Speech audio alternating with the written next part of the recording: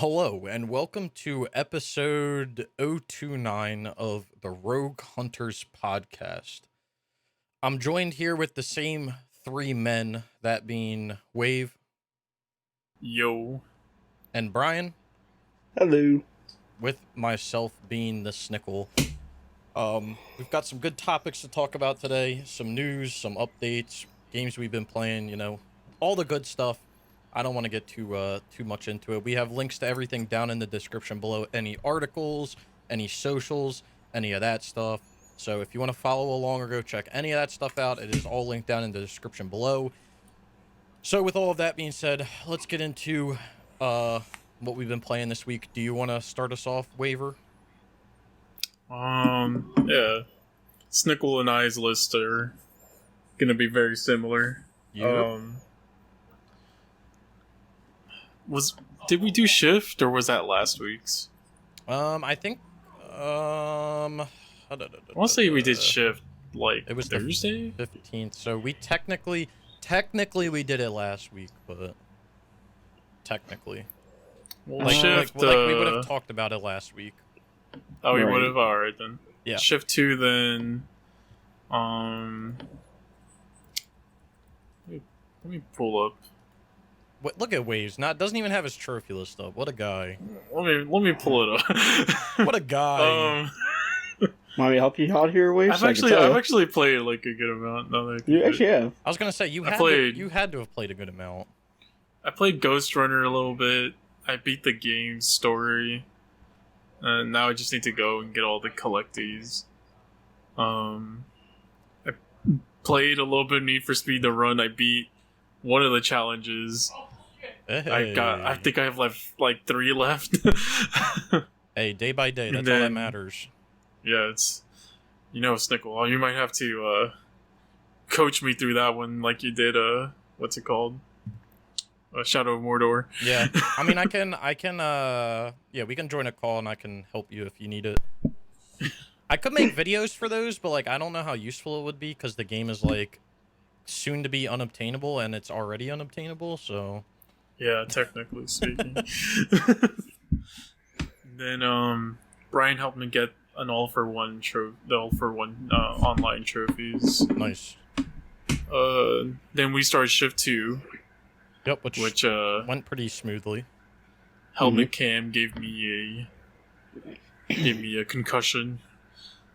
Well, it happens in those games. You just have to do it. Then I did play a little bit of Devil May Cry 5, but I was just fucking around in it with the PS5 version. Yeah. And then out of nowhere I started playing Kingdom Hearts again. So that's what I've been doing. Nice. Any platinums or anything? No? Nah, not really. I feel it. I've been busy, Yeah, I feel it. What about you, Brian? Well, wait, What what about were me? you going to say, Snickle? I was gonna say, what Kingdom Hearts did you go and play? Just the first one? Yeah, I went back to the first one to finish it up because I'm actually not that far from finishing it up. Because the annoying part is, what's it called? Doing the synthesis thing. What's that? Which is... It's basically like the crafting in this game. Okay. And you have to, grab a shit ton of items and stuff. And so I, went back and I was just fucking around and I beat one of the secret bosses and I was like, I guess I could go back to this. And so now I'm back to farming the fucking synthesis items. And, I'm not that far from it. It's just this one item that's annoying because you need.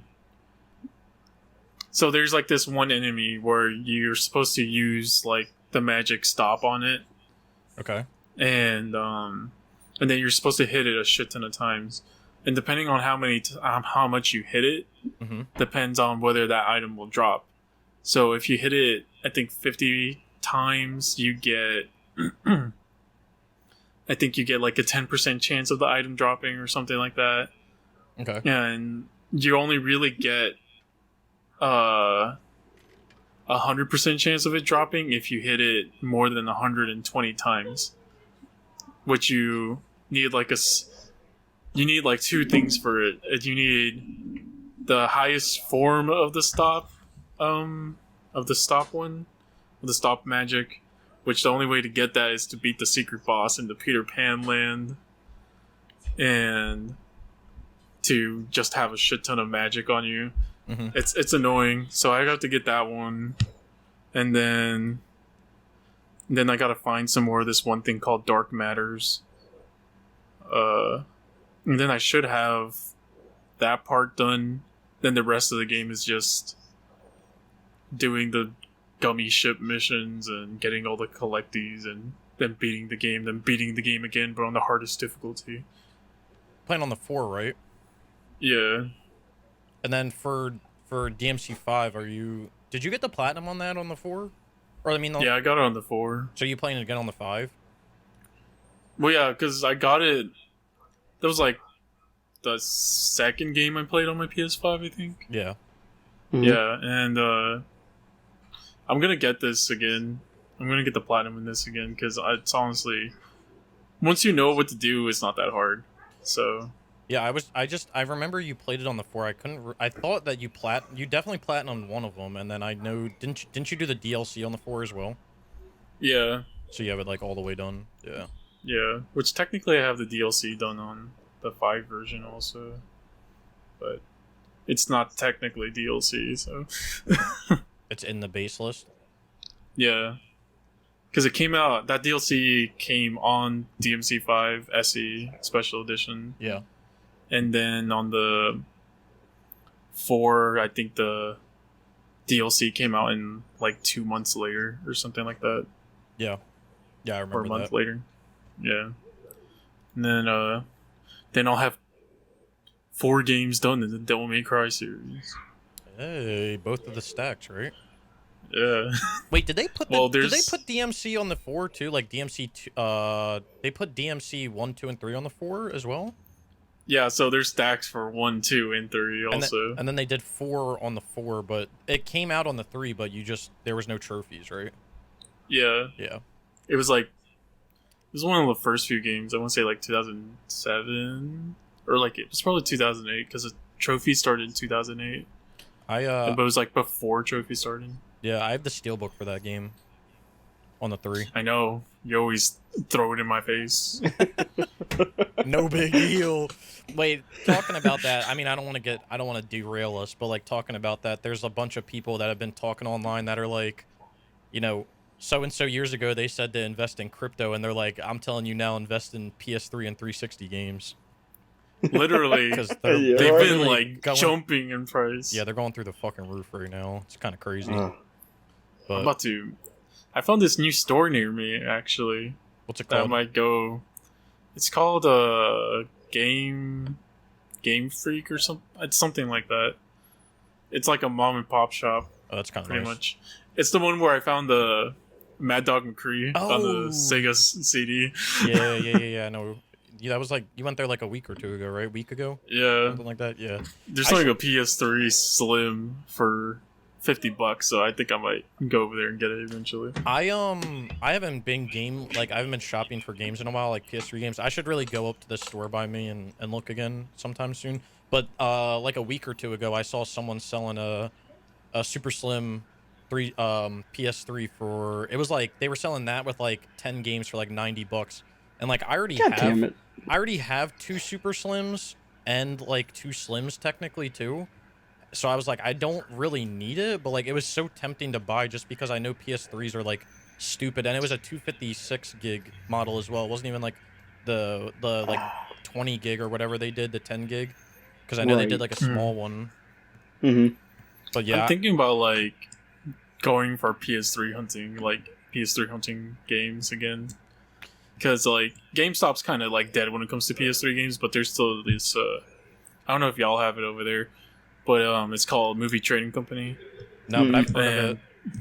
they have like a shit ton of like PS3 games in their selection. Like I saw one store that had like 10 copies of Singularity. So Yeah, I have a store by me called Second and Charles that I go to. They do all sorts of retro games. so like any console. But yeah, that's like where I go to find like weird PS3 games, and I haven't been there in a while. But the nice thing about them too is they typically have like steelbooks as well. So like that's where You I know, Gotta bought find me one. I got a bunch of steelbooks there. I got like Dark Souls 2 like I want to say it's not this, but like just as a joke, like Dark Souls 2 Blackened Edition. But I think it's I forget the actual name of it, but I got like that there. I got MW2 Steelbook there. I'm trying to think about what else. I think I got God of War Ascension Steelbook there. I got a bunch of Steelbooks there.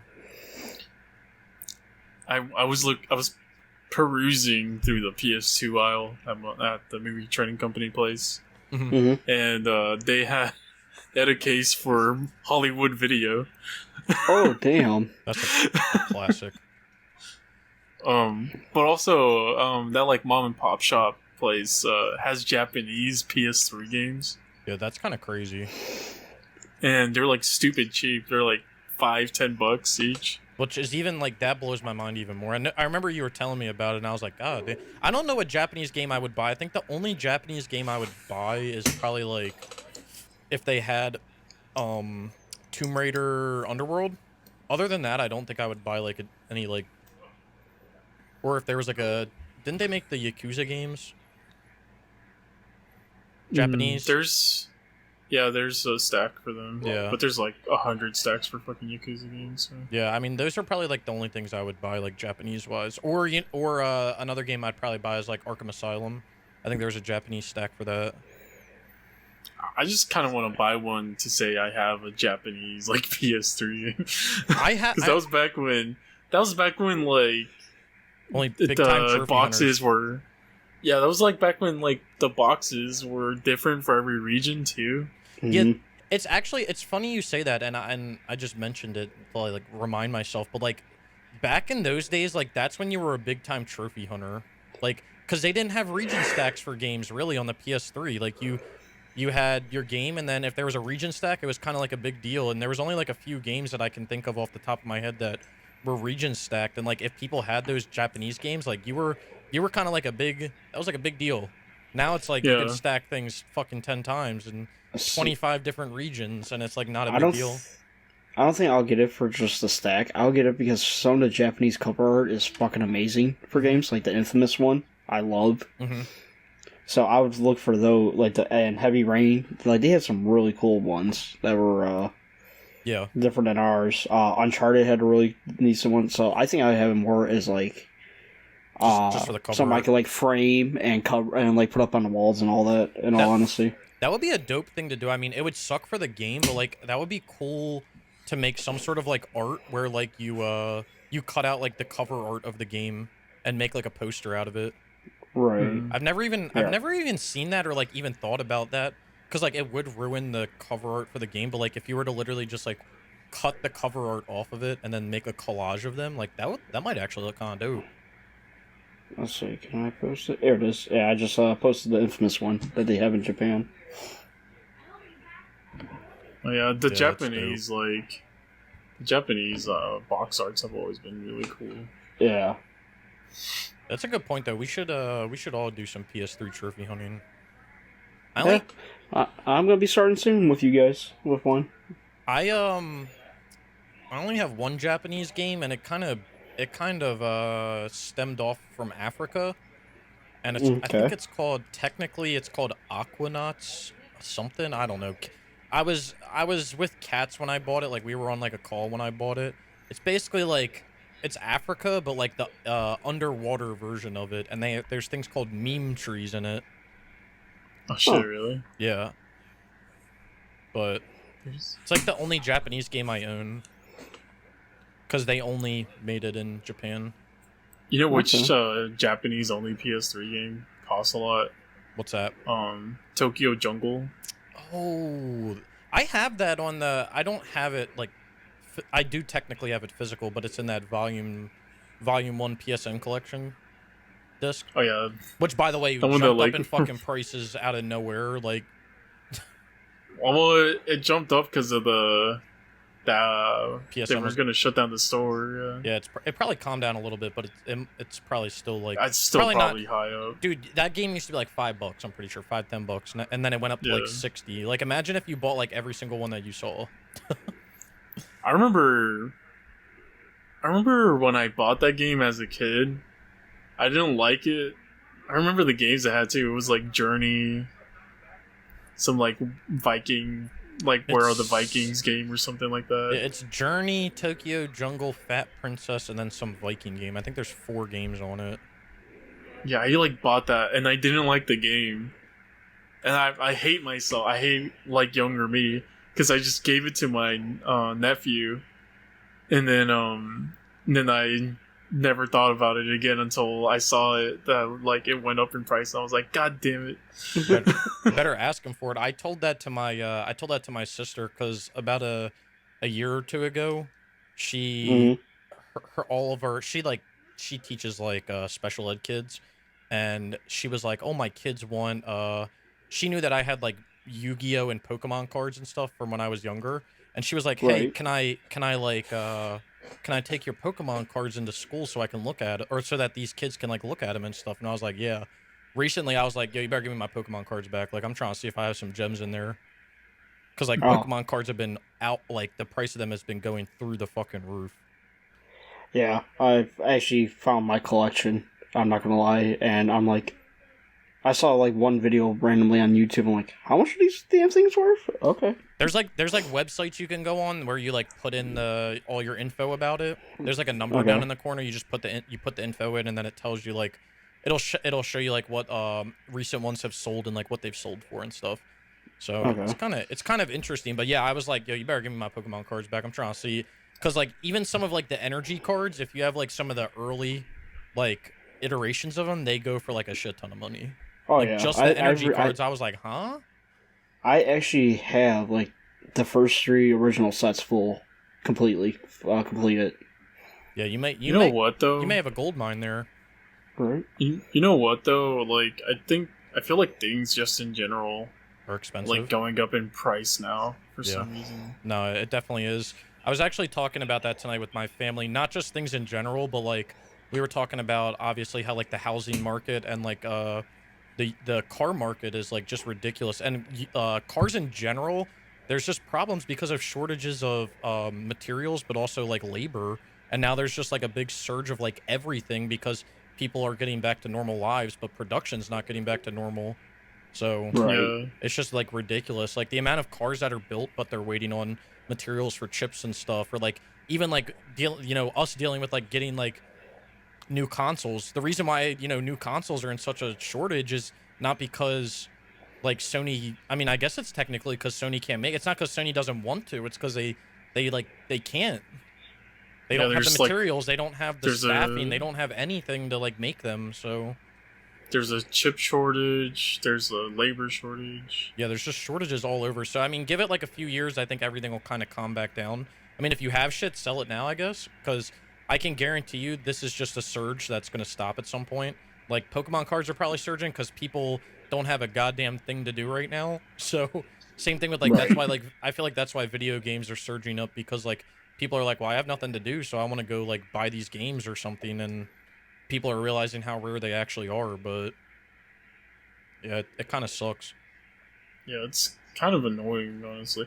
Because, like, E3 just passed, right? And nothing really caught my eyes except for like the new Metroid game and the new Shin Megami Tensei game. And those special editions like just they just got taken immediately. It's just kind of annoying. Like I feel like anything, like even PS5 games, like they just get taken away from like everyone so fast. Well, the problem is, I think the problem with that isn't, I mean, partially is production, but since it's limited or special edition, like, obviously they can only produce so much. But I think a big... Well, not even just limited or special editions, it's like... Yeah, physical games. It's like everything, just physical games in general. I think the big problem is, maybe not with, like, physical games as, like, a whole, but, like, a big problem definitely with the, with, like, the new consoles launching, is that everybody is home, so, like, everybody is just, that's what they're doing. And like, since everything's being sold online, people are kind of like abusing using bots because like they're not doing shit about it. So it's like when you have everybody home and it's dirt easy to use a bot, you can just freaking YouTube how to make a bot or where to download it or something. Like, everybody's gonna do it. Right. I mean, I'm not gonna say you'd be dumb not to, but like you would be dumb not to if you don't have anything else to do. I mean, imagine when the PS5 came out, if you had a couple $1,000s to your name and you were able to bot and get a few. I mean, you could make like life-changing money in a few weeks. Yeah. So definitely. You had to get a PS5, sell it for a higher price, and then buy GameStop stock, and then sell that. Yeah, I mean, it's kind of weird what's happening just as a whole with everything, but that's a conversation for a different day when it calms down. Yeah, definitely. So yeah, that's what I've been playing. That's all I've been playing. No, what were you saying though? No, I mean that's basically it. That's all I've been playing. Oh, what about you, Brian? I thought you were.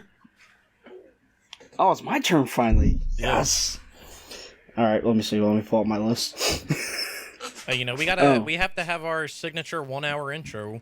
Although last week I think it was like 1.5. So you know what? Like I feel. I'm sorry, Brian, but we joke about the 1 hour, right?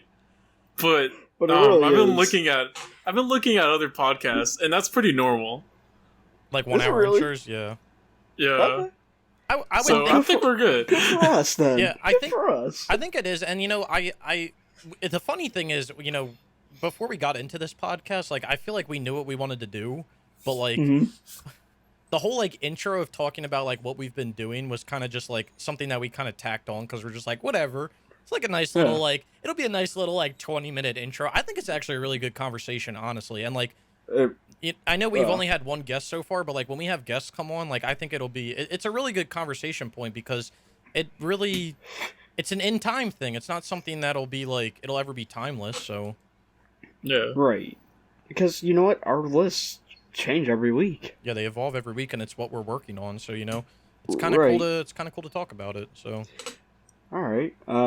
So can I finally go, or does Wade just want to finish? That's it. Oh, are you sure? Go ahead. Okay.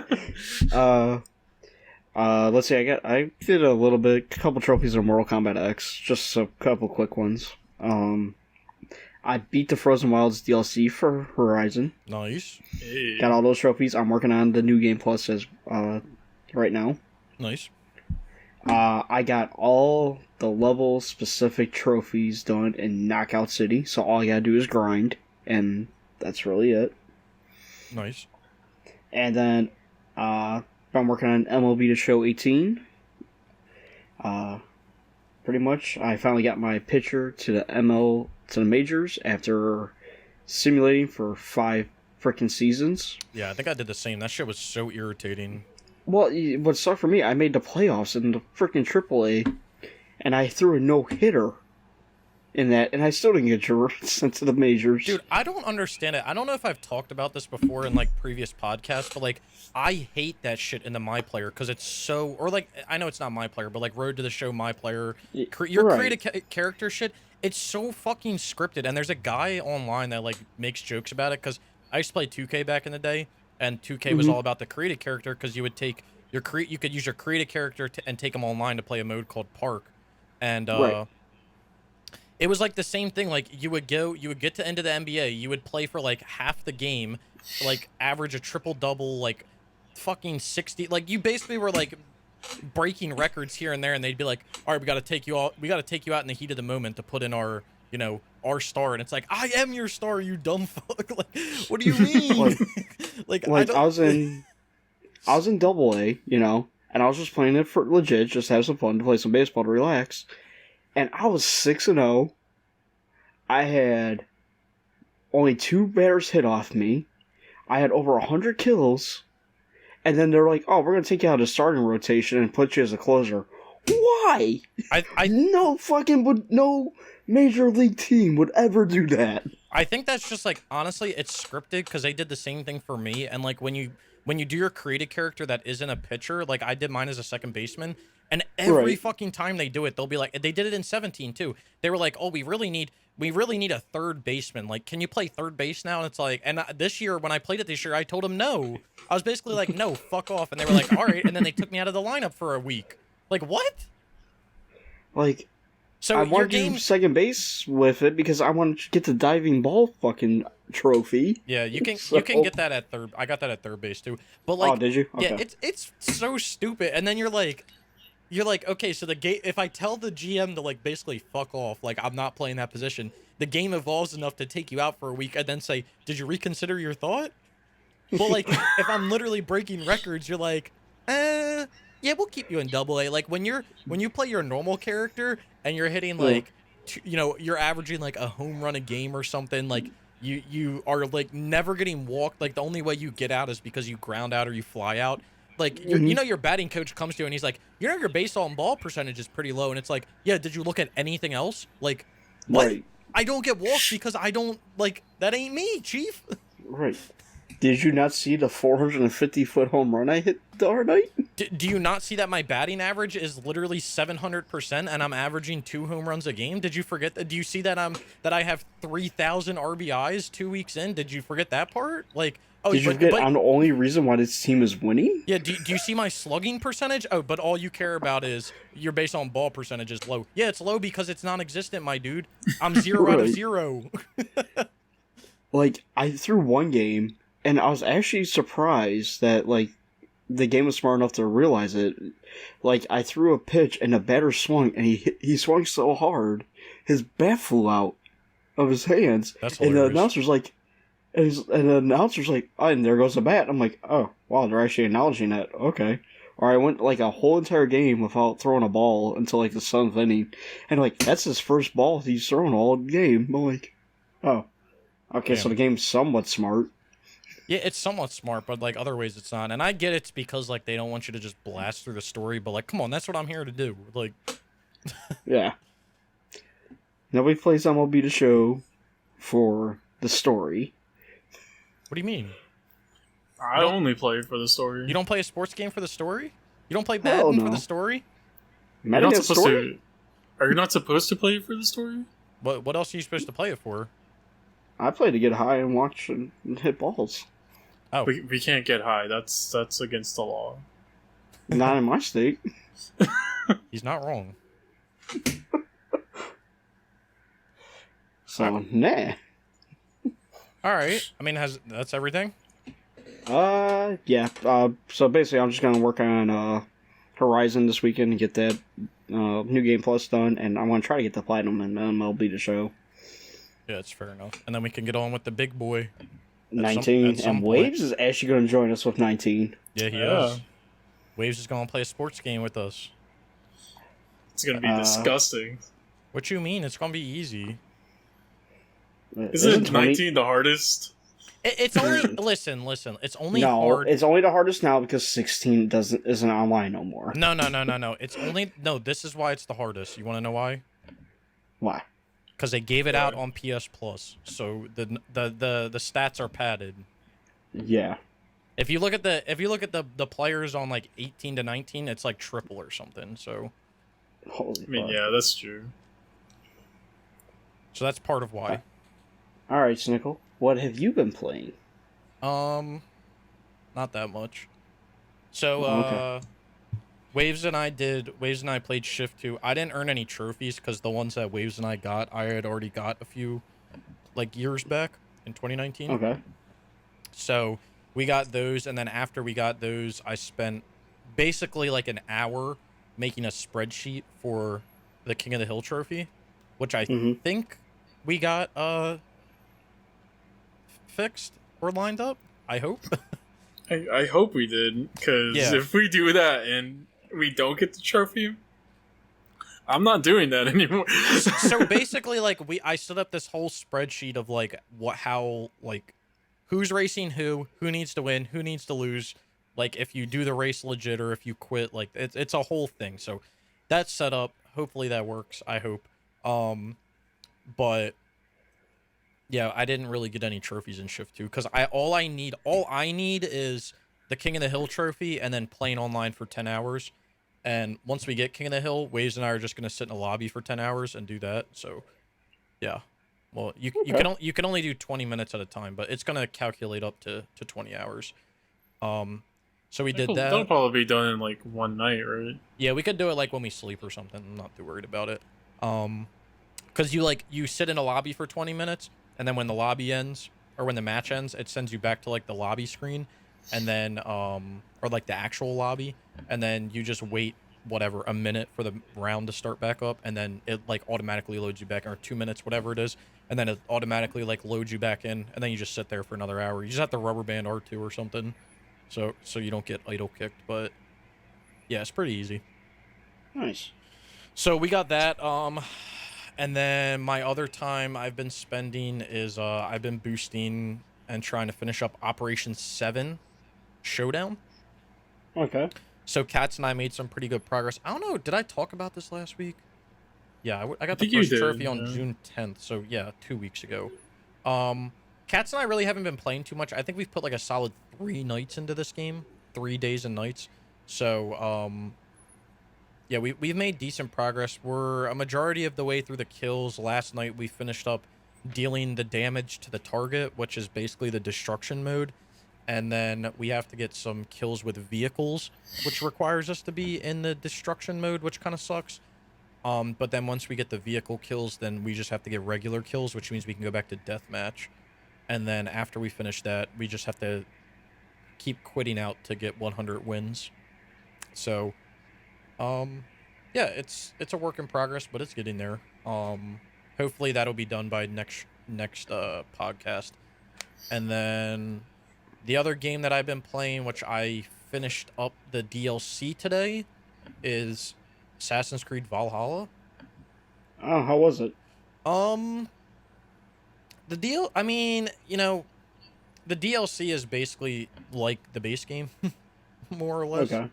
It's the same structure, which like I don't know if I love it or hate it, but I there's something about when they just like literally take the structure of the base game and just throw it into the DLC. It's like, okay, if you like the base game, then you'll like the DLC, but if you don't like the base game, like you won't like the DLC. So it's either you love it or you hate it. I miss like the old Assassin's Creed when they had the multiplayer and they added multiplayer DLC, or like Revelations added like that first person DLC, or like AC4 added Freedom Cry, which was like not really the same as the base game, but like kind of, but not really. I don't know, man. It's just, well, I honestly speaking of miss. Valhalla, go ahead, please. I was gonna say I honestly really miss the multiplayer for like AC. dude, I remember like having so much fun with it and stuff. Yeah, I remember. It's like one of the few multiplayers I really loved. Yeah, I mean, the thing is, and like I think Brian and I talked about this in the podcast that like 2 or 3 weeks ago when you were out, Waves, but I feel like I would play that legitimately if it was to come out again.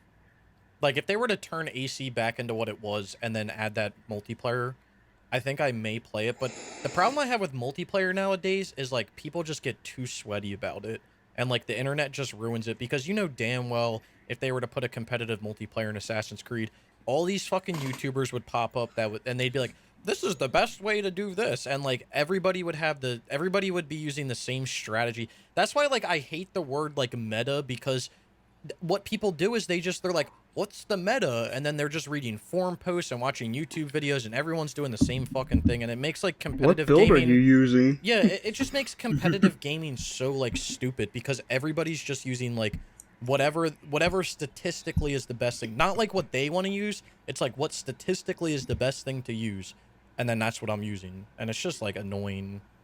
Yeah, that's true. I was thinking about it today, or the past few days while I was playing the Wrath of the Druids DLC, and like I was thinking about like, because I know it came up a few weeks back about like a leak of the next Assassin's Creed game, and people were saying that like it was basically going to be structured like the trilogy that just came out was. Mm-hmm. And it kind of made me sad, because like I want AC to go back to like Unity. Like I don't mind the maps that like Ubisoft makes, They're definitely way too oversized, but like they have some like variety, so like I guess it's okay, but they definitely are too big. But like I miss like Unity being in like a dense, or like just being in like a dense city in general. Like we haven't had that in an AC game since Syndicate. Like, Yeah. and that to me, like that's what made AC was like the like hiding in plain sight stuff and like the social stealth. Like that's what made Assassin's Creed. And they definitely like Syndicate definitely effed it up because you played as Jacob, where like he was more of like the brawler compared to like Evie, that was like the stealthy one. Like Evie was like the one you should be playing as the whole game, honestly. Like Yeah, Evie should have been like the main character of that game. yeah, that's why I'm glad they made her like the DLC main character. But like she should have been the main character. Like she was like the definition of like an assassin, where like Jacob was like the strong-headed idiot that was like, I lift things up and I put them down. Like that was like his mentality as he was like playing through the game. Like man had zero, like had 2 IQ. Like he was just stupid. But I miss that with AC Jacob was games. just like discount like Ezio, I felt. Yeah. Where they tried to make him like discount Ezio. Yeah, I mean the closest like character to Ezio is Arno, I feel like. Yeah. From Unity, but I was just thinking about that. I was like, man, like the old AC games were cool. And like I think what made them cool was not only, you know, the gameplay styles that they picked, but like the environments as well. Like you were always in a dense location, other than maybe like AC3 when you had the frontier. Mm-hmm. But like even when you were in the other cities, like they were somewhat dense. I mean, they couldn't be like super dense because you were in like the original Americas, and like they obviously didn't have the infrastructure that they have now. But like Right. it still felt dense. But like Unity, like I wish they would just make a game like Unity again. Like literally take Unity and just remake it and call it a different game. I mean, the density of the city when like the population and stuff used to be like that game's selling point, honestly. Because I remember like when they first showed off Assassin's Creed 1 and they showed how many people were on the screen, they were like, that was crazy back then. Right. And like now, like that whole part is just gone now. Yeah, that concept's gone. And they did the same thing for Unity when it came out on PS4, because Unity was like the true next gen Assassin's Creed. And it was supposed to be like the mind-blowing it wasn't AC4 where it was both, it was like the true next gen. And I remember that being a bragging point as well. They were like, look at how many NPCs we can have and like all this. And yeah, it definitely had performance issues when it first came out. But like, if you go and play Unity now, like, phenomenal game. It's that game's got to be in like my top 3 favorite Assassin's Creed games. Well, speaking of Assassin's Creed, when I was playing on my PS5 this week, I actually re-downloaded Valhalla. Well, there you go. Gross. You should just put like 5 or 10 hours in a week, and eventually you'll get it done. That was my plan, because I think me and you talked about that, and I'm like, you know what? That's not a bad idea. Yeah, because then so once I get Horizon Zero Dawn done, then I think I'll start playing Valhalla a little bit. Like the way that I would take that game is like literally try to do like a section a week or something. You know what I mean? Okay. Yeah. Like take a part of the map, take one of those like sections, and literally just do the arc for it and clear it out in a week, and then put that fucking game down until like your next week comes up, and then do the next one, and then get through. I mean, it'll take you like probably 2 months to get through it, but like at least it's still going to equal the same amount of time. Yeah. It's still going to take me the same amount of time, or well, playing the game wise, you know, it's going to take me the same amount of time to beat it. So yeah. Yeah, I mean, so I don't know. I just had some thoughts this week about when I was playing through the DLC, because I was just thinking about like the direction that they've gone in the last 3 games, where, you know, okay, Origins made sense because, you know, you were in Egypt at the time, and like Egypt's pretty big and open, and like it wasn't like super dense, and like I feel like they kind of fucked it in Odyssey, because Odyssey could have been like, I feel like it could have been more dense than it was. It was a pretty big open map, and it didn't feel like dense. And then Valhalla is just like running through the forest. I mean, Athens alone should have been like really dense. Yeah, that's what I don't. The fact that it wasn't like. Mm-hmm. The fact that it just didn't have a bunch of people, which, like, I know it was the fucking Peloponnesian War era, but it's not like there wasn't people at all. Right. Yeah, and there's actually videos online that like compare the density of like even Origins to Odyssey, or even just like the environment. Like you walk through a market in Odyssey and it feels dead, and it's like it shouldn't feel that way. Like every other Assassin's Creed game, when you're in the city, it feels, I mean, I would say up to, I feel like it was dry from like 3 and 4 were dry. So 3 Liberation and 4 were kind of dry because they didn't have like large city, and Rogue, I guess. They were dry because like it was more about the map and not about the cities. But then like Unity, Syndicate, all of the ones that came before, they all felt like super populated and super dense, and I thought that was just like the part, like that was part of the game. Mm-hmm. And it's just not there anymore. And I was like, it's annoying when like you're playing Valhalla, right? And I'm playing the Wrath of the Druids DLC, so I'm in Ireland and I'm in Dublin, and like, yeah, it's right when like the city was being created more or less, but like it just like there's nothing memorable about the city. Like, you know how you played like other Assassin's Creed, like earlier Assassin's Creed games, or not even earlier Assassin's Creed games, like you play games with maps and like you start to memorize, like you play like Grand Theft Auto, right? You start to memorize the map. You start to know all the shortcuts, know all this, know all that, because you're living and breathing like in that city. Like Valhalla has so many cities and so many areas that it's just like you don't even get that mindset anymore. It's like you go in the city for an hour and then you're out. You never go back in it. And I think I complained about this when I originally played the game, that like I would rather have half of the time and like every location be memorable and you memorize it and you like live in it, rather than a 100-hour game and you gloss by an area for a portion of it and you never see it again. Yeah, definitely. So, I don't know. Whatever. I'm done the DLC. I'm starting on the mastery challenges probably tomorrow at some point. And then hopefully I'll have that game 100%, and then I'm going to start playing some PS3 games because I need to. So I'm going to be doing like Shift and the Run and Shift 2. Nice. Upcoming, but yeah, I'll hopefully be done Valhalla soon, and then hopefully Operation 7 too, because I want that to be done. You guys watch that game one night. It's a stinker. Oh yeah. It needs to just be done and deleted. Surprised you found a random in that game. Dude, don't even get Cats and I started. There's so many random people that, like, we were playing yesterday in the middle of the day. We were good for like 4 or 5 rounds, didn't come across a random. And then we had like 1, and then we had 2, and then we had like, then we kept finding groups of people. And the kind of good thing is, like, everybody that's playing the game now is basically a trophy hunter. So if you run across a group of people and they know you're boosting, they'll typically leave, right? If they know you're in a lobby, like if they know Cats and I are boosting in a lobby and they keep like joining and seeing us, like they'll leave right when they join, which is nice. But you got that one idiot every once in a while that's like, hey man, can't wait to get done my shift at work to go home and play Operation 7 Showdown, and like legitimately likes the game, and he comes in and he plays, and you're like, are you stupid or something? Like, why are you playing this? Like, why? So you get that guy every once in a while, but Cats and I boosted yesterday for a decent amount, and we probably played for maybe 4 hours, 3 or 4 hours, and we made really good progress. Even though we only got done the damage trophy, that's like one of the biggest grinds in the game. So it was nice to get it done. All right, sounds like we've all made some decent progress this week. Yeah, big shitter game. All right, so that's what we've been playing.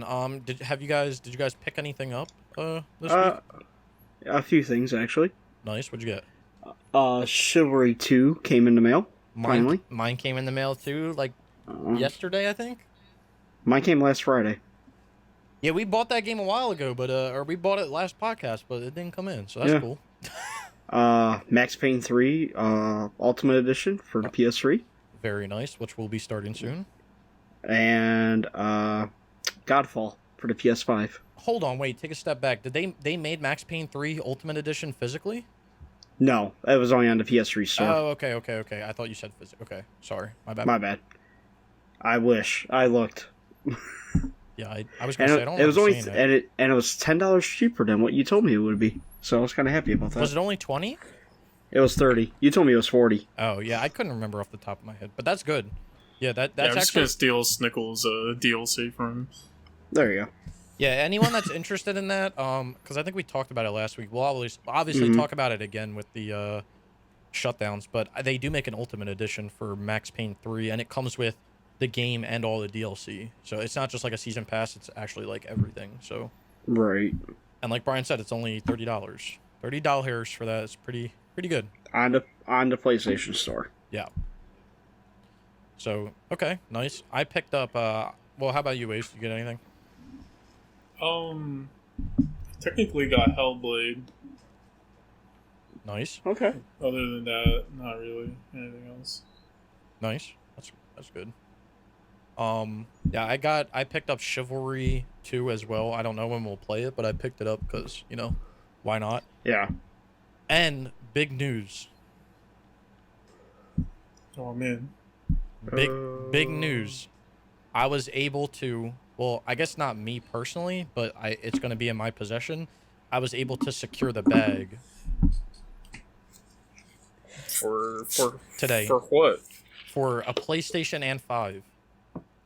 Oh yeah, I forgot about that. So yeah, I was able to get I was able to be lucky enough to find someone that was able to get me a PlayStation 5, aka Andrew. So thank you. So I got a PS5 coming in the next day or two. Big ups, Andrew. Big ups. Yeah, That's so- just gonna be in the box for another year, Well, probably even more. I mean, it can't probably. be. I bought Godfall. I because mean, of yeah, that, we're gonna be playing Godfall. Andrew's gonna join us as well. We're gonna be playing some Godfall, but I don't know when that's gonna happen. Now, we gotta finish some other things first. We gotta finish some things that are actually gonna be getting shut down first. Well, the hell yeah. beauty I is- I agree. The beauty is now that Snickle can plug up the PS4 and put it in the box, and he can play all his PS4 games on his PS5. No, he won't do that. Stickle plays what he plays all the games on the console they're made for. That is true. I know that for a fact. No, he doesn't play it on the Vita. He plays it on the PSTV. Well, no, they made it for the PSTV. No, they didn't. Yeah, they did because they would put patches out for the PSTV. Yeah, they would put patches out, meaning that it wasn't made for the PSTV. But it was because the patch made it. Anyway, But it I'm wasn't. not doing that anyway because I have a bigger hard drive on my PS4, so Yeah, that too. I'm gonna be using my PS4 to play PS4 games. Well, congratulations, Snickle. Thank you. It only took like 7 months, but here we are. You finally got one's- one. Now when Snickle plays Spider-Man, he can play it at 60 FPS on his PS5. And Yeah. Ratchet and Clank. Yeah, I don't know when I'll get around to playing it, honestly, because Returnal. I honestly Demon's Souls. No, he's not going to touch a PS5 game for a good couple of years. I was gonna say Yeah. I'm probably not gonna play the PS5 until like the end of the summer. Like the when only he reason plays the last. Well, when yeah. he plays The Last of Us 2, he'll be able to play it at 60 FPS on his PS5. Like, Or literally- when he finally play. what Go ahead. Go ahead. I was gonna say, literally, I'm not gonna like probably play it for the summer just because of like all the PS3 bullshit. And you could play Death Stranding when it comes out on the PS5. That I can. I mean, there's some options, right? But with all the PS3 bullshit that's been going on recently, Yeah. it's just it was funny because when I was talking to Andrew about it today, he was like, he was kind of saying, I don't know why you're buying the which Wave Soul.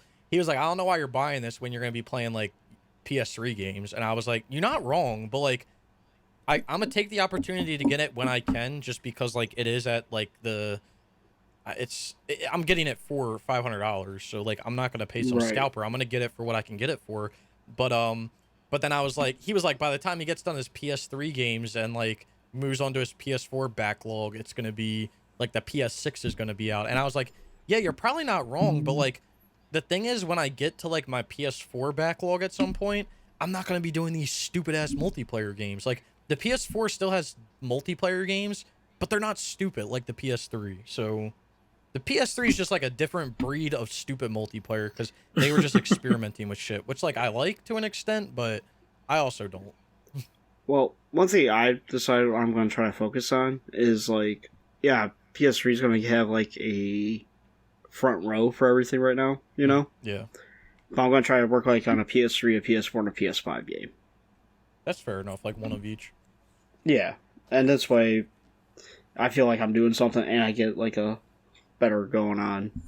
But right now I'm just attacking the backlog and once that's all done, like I'm gonna be working on PS3 games with you guys. I've been buying PS3 games, so I'm gonna play them. Yeah, my goal is PS3. These PS3 games that are going down, and then obviously backlog PS3, and then any other multiplayer games that I want to do on the PS3. I have like a list of them. Some easy, some not. I think there's maybe half a dozen that are going to be kind of a pain in the ass, and one of them is actually, I think, a game that we're going to be doing. I don't know if I put Max Payne 3 down as a pain in the ass. It's really not that bad, but I probably have a half a dozen that are going to be like stupid grinds, but other than that, it's not like none of them are like ridiculous. It's just takes a little bit of time, so it'll be what it'll be. Again, I don't know when I'll play the PS5, but at least I have it. At least you got one. Yeah, exactly. That's what I'm the most excited about, so. Hell yeah. Well, I'm happy that you got one. I'm finally going to turn on my PS3 that I bought like 2 months ago. Dang. Brian and I working backwards. Brian been playing on the PS5 and he's turning on the PS3, and I've been working on the PS3 about to turn on the PS5, so that's cool. Well, I want to get this. I want to use the Super Slim for Max Payne 3 because I got the 500 gigabyte hard drive on there and all that. Dude, that shit is a life changer. You can literally download every single PS3 game. I know. On the 500 gig. It's so nice. Yeah, well, like I bought, and you know what? I can't bitch. I paid like what, $120 for that. So shit. Yeah, that's not bad. Waves, I have a question because I know that you were more on it back in the day, but like, what size hard drive did you have on your PS3 on your Slim? I had my OG fat PS3 the entire PS3 life cycle. Oh, I thought you got a Slim. I know you had the fat one. Okay, so what was your... So wait, this... I got the Slim, like, 2017, I want to say. Okay, so this is going to make my question even more interesting then. So, because I started with a Slim. I started... I think I got mine in 2009, or... Let me check. Hold on. It's either 9 or 10. I had the Fat Boy. That one came with 250 gigabytes, right? So I started in July 2010. That's when I got my PS3, and I had the Slim, and I believe the Slim had two models. It had a 250 gig, or I think it was 250, and then it had a 120, I think. Okay. I obviously bought the 120 because I don't even know if I was in high school at the time. I might have been in middle school. No, I would have been in high school. I would have been, I think I was in 9th grade, maybe? Fuck, I don't remember. God. Anyway, I was in high school when I got it, and I obviously got the cheaper one because, I didn't have the big bucks, but my question to you, Waves, was going to be, and I guess to you too, Brian, but I was just thinking of Waves because he probably dealt with it. Do you guys remember juggling around, like, downloading shit? Like, basically what you're doing on the PS4 and PS5 now, except on the PS3? Yeah. Do you remember when would, like, download, like, Assassin's Creed used to be, like, the biggest... Those were, like, the biggest games to download? Yeah, like 8 gigabyte games and stuff. Yeah, you'd see... It would be, like, 12 gigs or something, or, like, 15 gigs, and you'd be like... And it took fucking forever. Yeah, and you'd be like, God damn, this is fucking so big. Like, when I finish this, I can finally delete this. And now you look at games today, and it's, like, 100 gigs, and you're like, wow, we were kind of spoiled back then. I forgot what game I downloaded recently, and it was like, oh, it's only like 8 gigs. I'm like, this is it? Alright. Yeah. I think my OG fat PS3, which that PS3 went through a lot of shit. It won't turn on anymore. Rest in peace. But I think that one, when I first got it, had like a 50 gigabyte hard drive in it. Oh, so you had to see. Wasn't that kind of the big one? I had the Fat Boy, the 80 gig one, but that was the fully backwards compatible one. Oh, maybe that was the like big boy at the time, was 80 gigs. Yeah. So I had the 50 gig one, and then later I upgraded it to a 70 gig one, like the hard drive. I took it out and put a 70 gig hard drive in there. That's I remember crazy getting my Fat Boy. I went to Target and they had them, and I believe them with the 80 gig Fat Boy, Motor Store, and Resistance Fall, man. Dude, that I okay. only- Now that you say that, I'm trying to think about where I even got my PS3 from. Yeah, mine was Circuit City. So I was gonna say mine was Rest in either peace. Circuit City or it was when I got my Slim. It was either Circuit City or it was Target. I remember I got at Circuit City. I got my Wii and I got my PSP. Those I got at Circuit City, but I can't remember if I got my pretty sure I got my PS3 at Circuit City. I'm not sure though. I got my PS4 at Walmart. My first PS4 at Walmart. I got my PS3 for Christmas, so I got it like when I was in 5th grade. Shoot, now I'm confused. Where did I get my PS4 from? Oh my god! And I either got my PS4 from Best Buy or Target, and then I got my PS4 Pro from Amazon because I was in college at the time and I didn't feel like going to a store to pick it up, so I just bought that shit on Amazon. I got my Pro because I bought the Spider-Man edition one, so I got that at GameStop. That's crazy. I bought my PS4 and my OG PS4 at GameStop, and then I bought my Pro at GameStop also. But I got my PS3. I got it for Christmas in 2008. When I was in 5th grade. And I got my PS5 from Amazon. I got my PS2 as a Christmas present, or as a birthday present. So I got my PS2. I wasn't even in 1st grade yet when I got my PS2, I think. Dude, I was in middle school.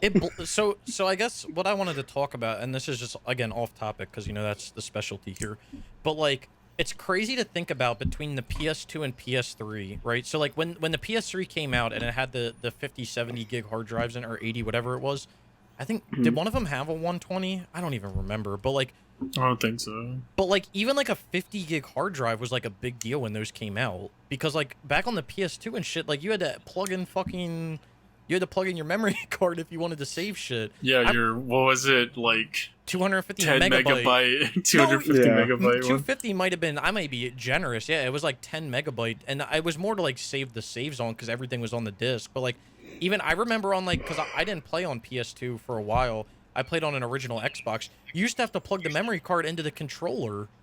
Oh yeah. And like it had the little hatch in the back, right? The Xbox. It had a you could plug in 2 memory cards at once. It had a double. Some of them had like a double slot. Still, I think the later versions of the Xbox had an HDD in it. Yeah, but Dreamcast had the best one because you would have like the little one you could plug right into the controller that had like the little Tamagotchi screen on it. Yeah.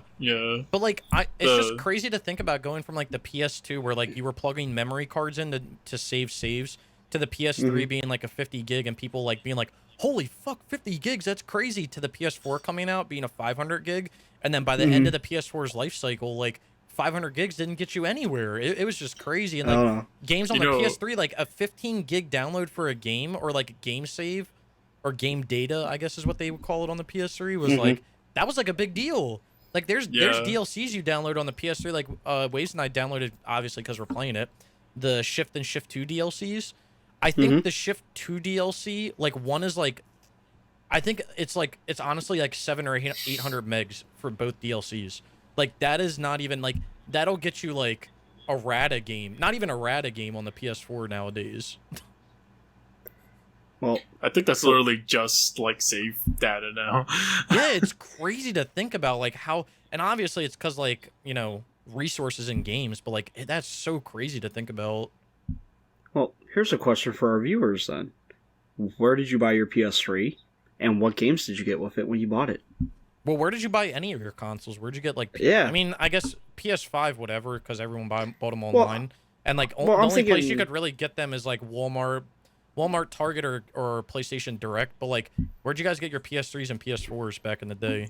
And what games did you get with it? Yeah. That's a good question.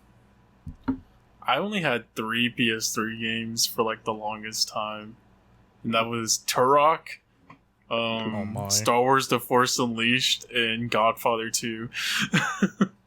The Force Unleashed was my first PS3 game.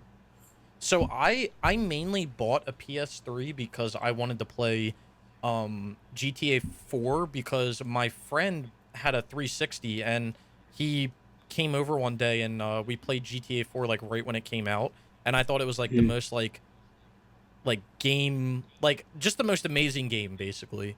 So I got a PS3 mainly for GTA 4 and Midnight Club. Now I had to buy both of them because at the time I wasn't old enough, and like my parents were so against like M-rated games. Like anything that had a gun in it, like I couldn't play that like when my parents were around. So I remember I bought like Midnight Club and GTA 4 because I played Midnight Club, and then like at some point I started playing GTA 4, and like when my parents asked, I was like, "Oh yeah, it's just that Midnight Club game," because they're obviously made by Rockstar and they look the same. So like that's why I would just tell them. And then the next game that I remember getting was I got Infamous 2. Like short. I'm actually gonna pull up my trophy log just to. Those were the first 3 games that I owned was Infamous 2, but so it was GTA 4, Midnight Club LA, and then Infamous 2. But I remember my friend let me borrow like AC2. Okay. Like so I got my PS3 in July and he got it in like December, and then I remember I borrowed it. Yeah, I played it in. Oh wait, it was before that. He must have got it like I played it in October. And I played MW2 as well. But like the first 3 games I owned were GTA 4, Midnight Club, and Infamous. Infamous 1, because Infamous 2 wasn't out at the time. Did you have any demos that you downloaded? Oh hell yeah! I downloaded demos left and right. Yeah. I remember playing the demos that I remember playing were Wet. Yeah, I played the shit out of that Wet demo. Yeah, I played Wet. I played Afro Samurai. I played the big one at the time was Mafia 2. That demo coming out was like the biggest fucking deal. Trying to think about, those are like the ones that I remember.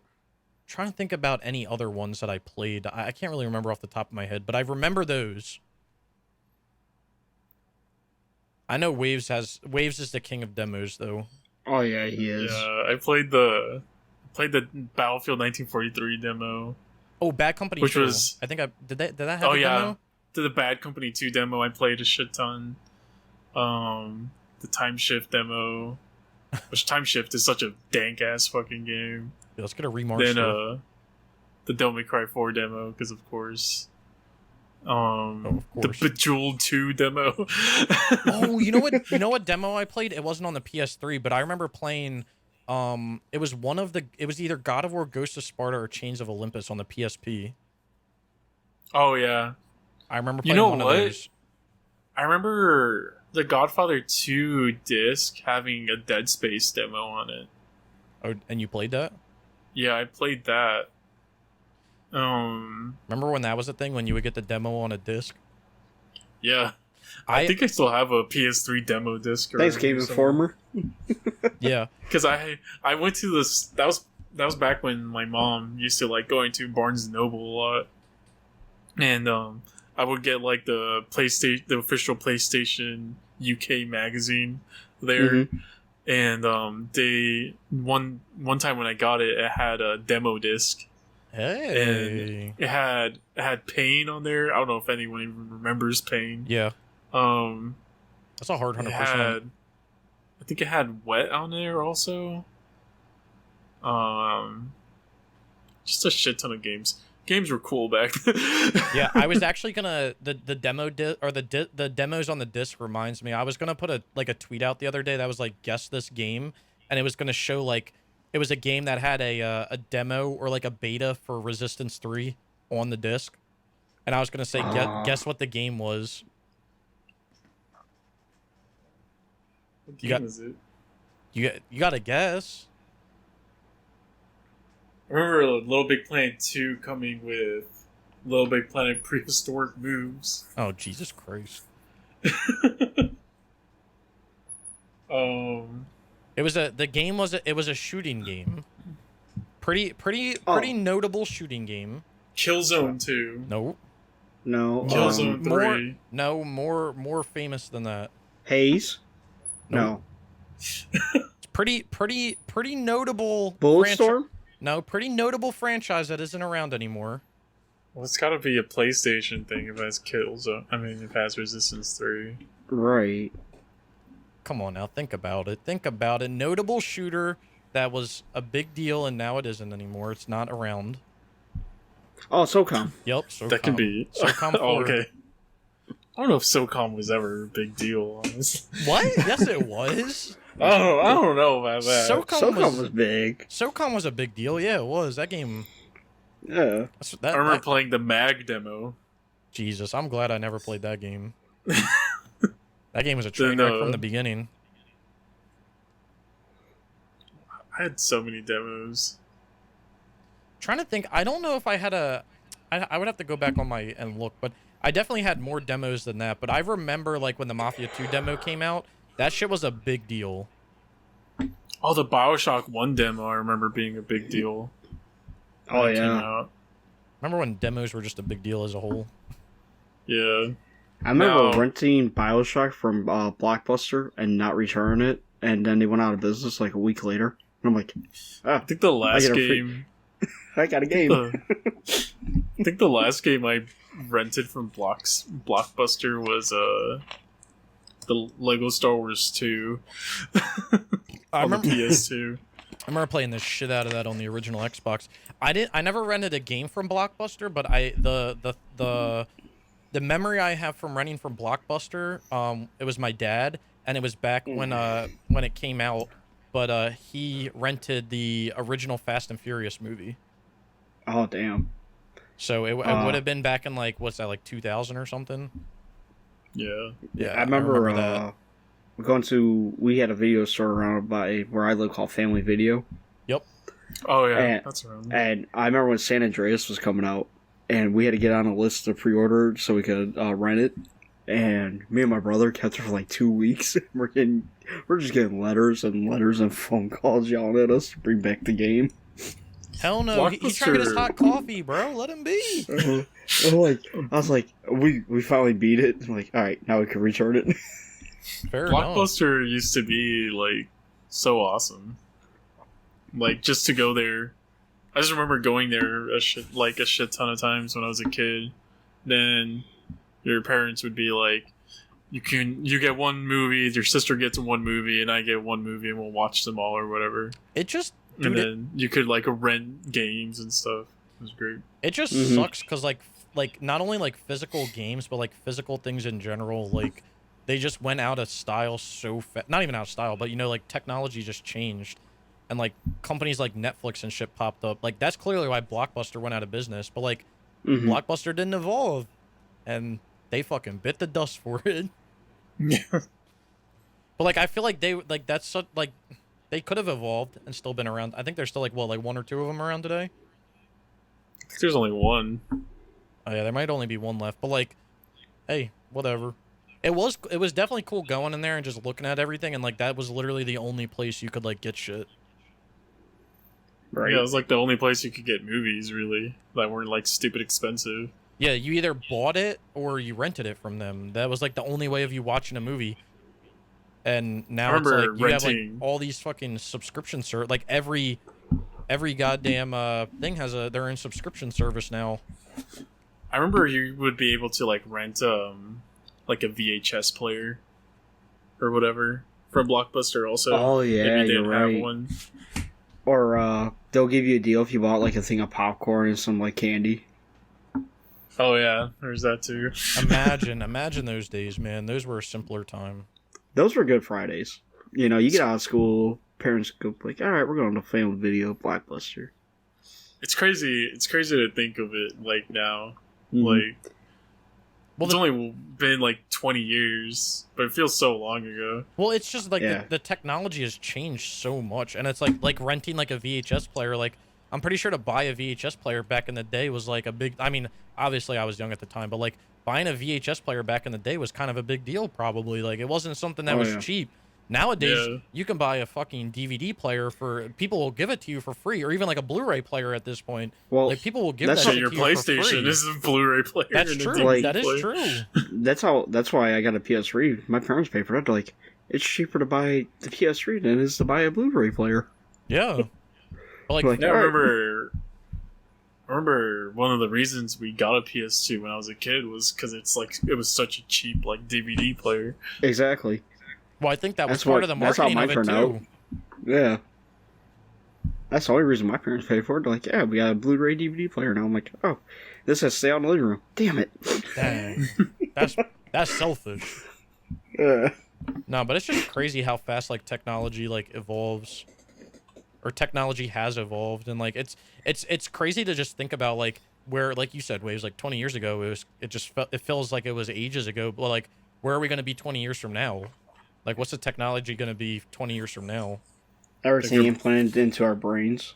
It's Gonna just bring back the Google Glass. it's just so weird to think about, because like if you think about VHSs, right? Like 20 years from like when VHSs were a big deal. So basically like 40 years ago, what was the technology then compared to like 20 years compared to 20 years? I feel like over time the technology has definitely like exponentially gotten better faster, Mm-hmm. but Mhm. I don't know, maybe that's because we're living in it. I don't know.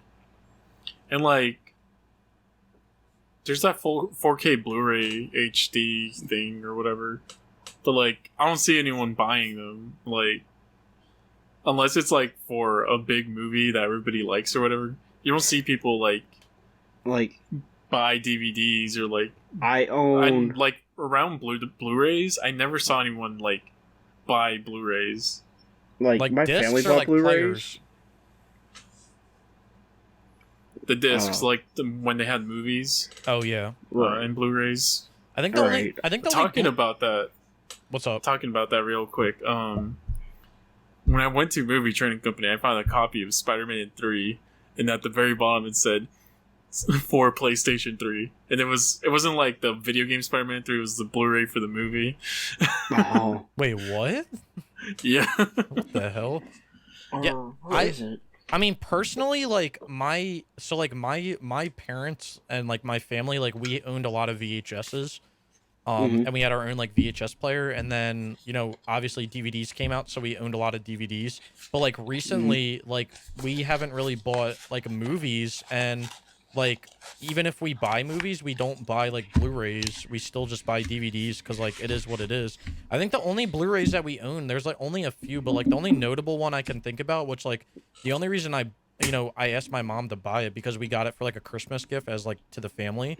But the only reason we did it was because we went somewhere and it was on sale. Was we bought the whole like Star Wars saga on Blu-ray. Oh, nice. I've only ever owned 2 Blu-ray movies. It was Blade Runner, one of the billions of cuts of Blade Runner, and what was it?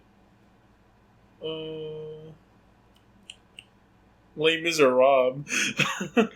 What? See, my family had a shit ton of Blu-ray movies, so...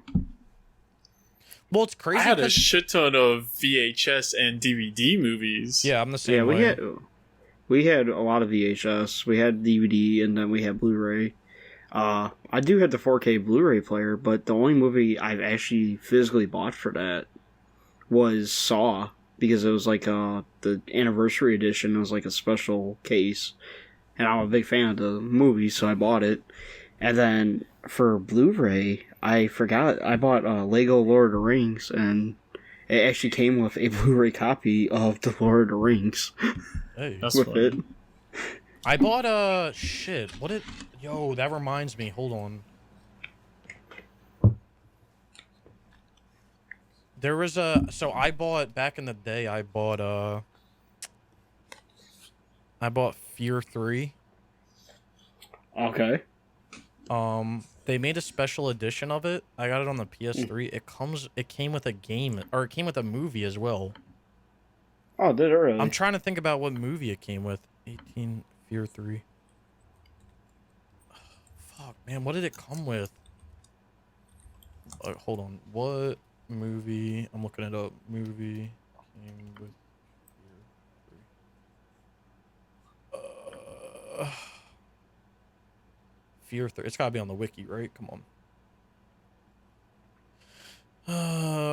Man, I don't remember. This is really getting me.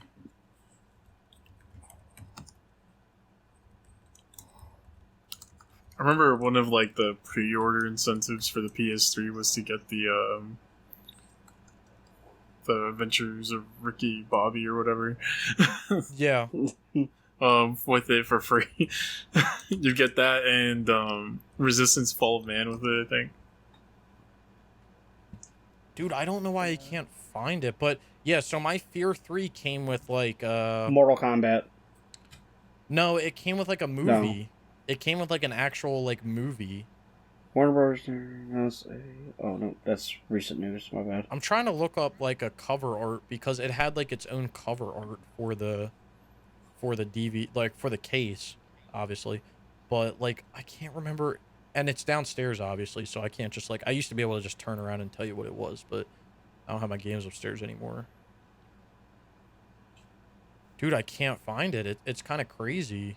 It was like The Ring or something, I'm pretty sure. It was like obviously just like a scary game or scary movie, but like Right.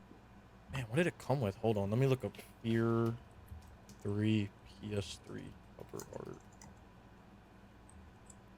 Remember when Assassin's Creed 1 came with Assassin's Creed Revelations? Oh yeah. Oh yeah, I do remember that. Dude, that's a good one. I do remember that now. Why don't game? I mean, I feel like more games should do that. Now they don't do it because they make you pay for it. It's like when Far Cry 5 came out or whatever, and then Far Cry 3 Remastered came out and they made you pay for it. Man, I cannot find it. I can't find I'm cover looking art. with you. I can't find cover art. I can't find anything. Maybe I have a one of one. Man, you better sell that for like $600. Fear 3D. Let me look on eBay. Hold on. That's where I always look. Fear 3 with DVD.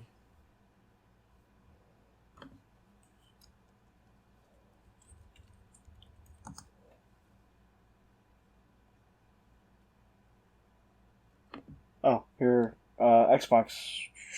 Oh, Orphan. Was that what it was? Orphan? Orphan, yeah. It's on It Xbox. would be Orphan.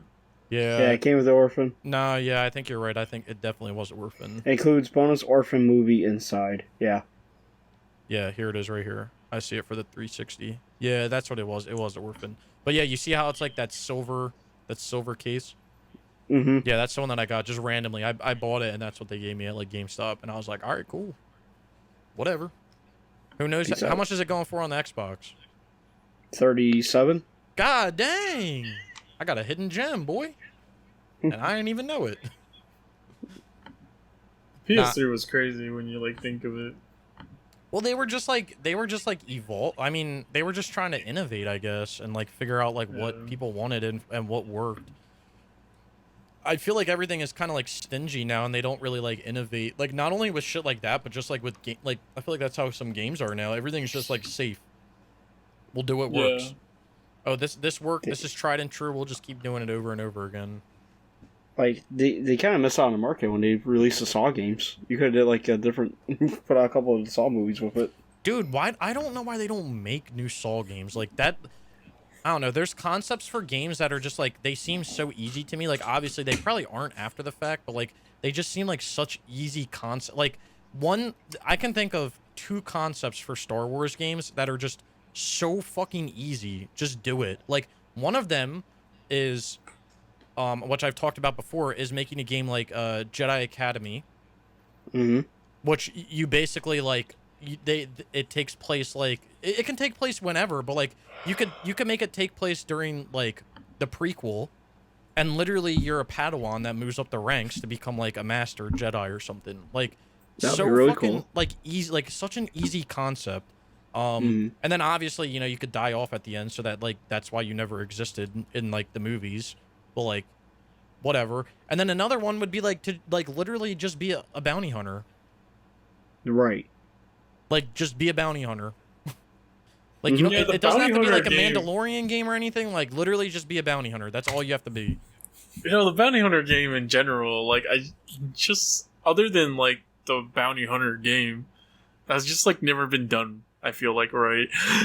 Well, like it was only done. They technically only did one game, and like it was canon Yeah. to Jenga Fett, but like why is that not like that's such a simple idea, and it gives you such like room for creativity because you're not tied to canon. You can just literally, well, you're tied to canon of like the environment, but not like character wise, because you can be a created character that goes to like whatever fucking planet you want to. Like, you don't have to exist in any sort of universe or any sort of like canon, because you can just say you were never there. Like, so that's why you would never be seen in movies, and like there would be no like translation there.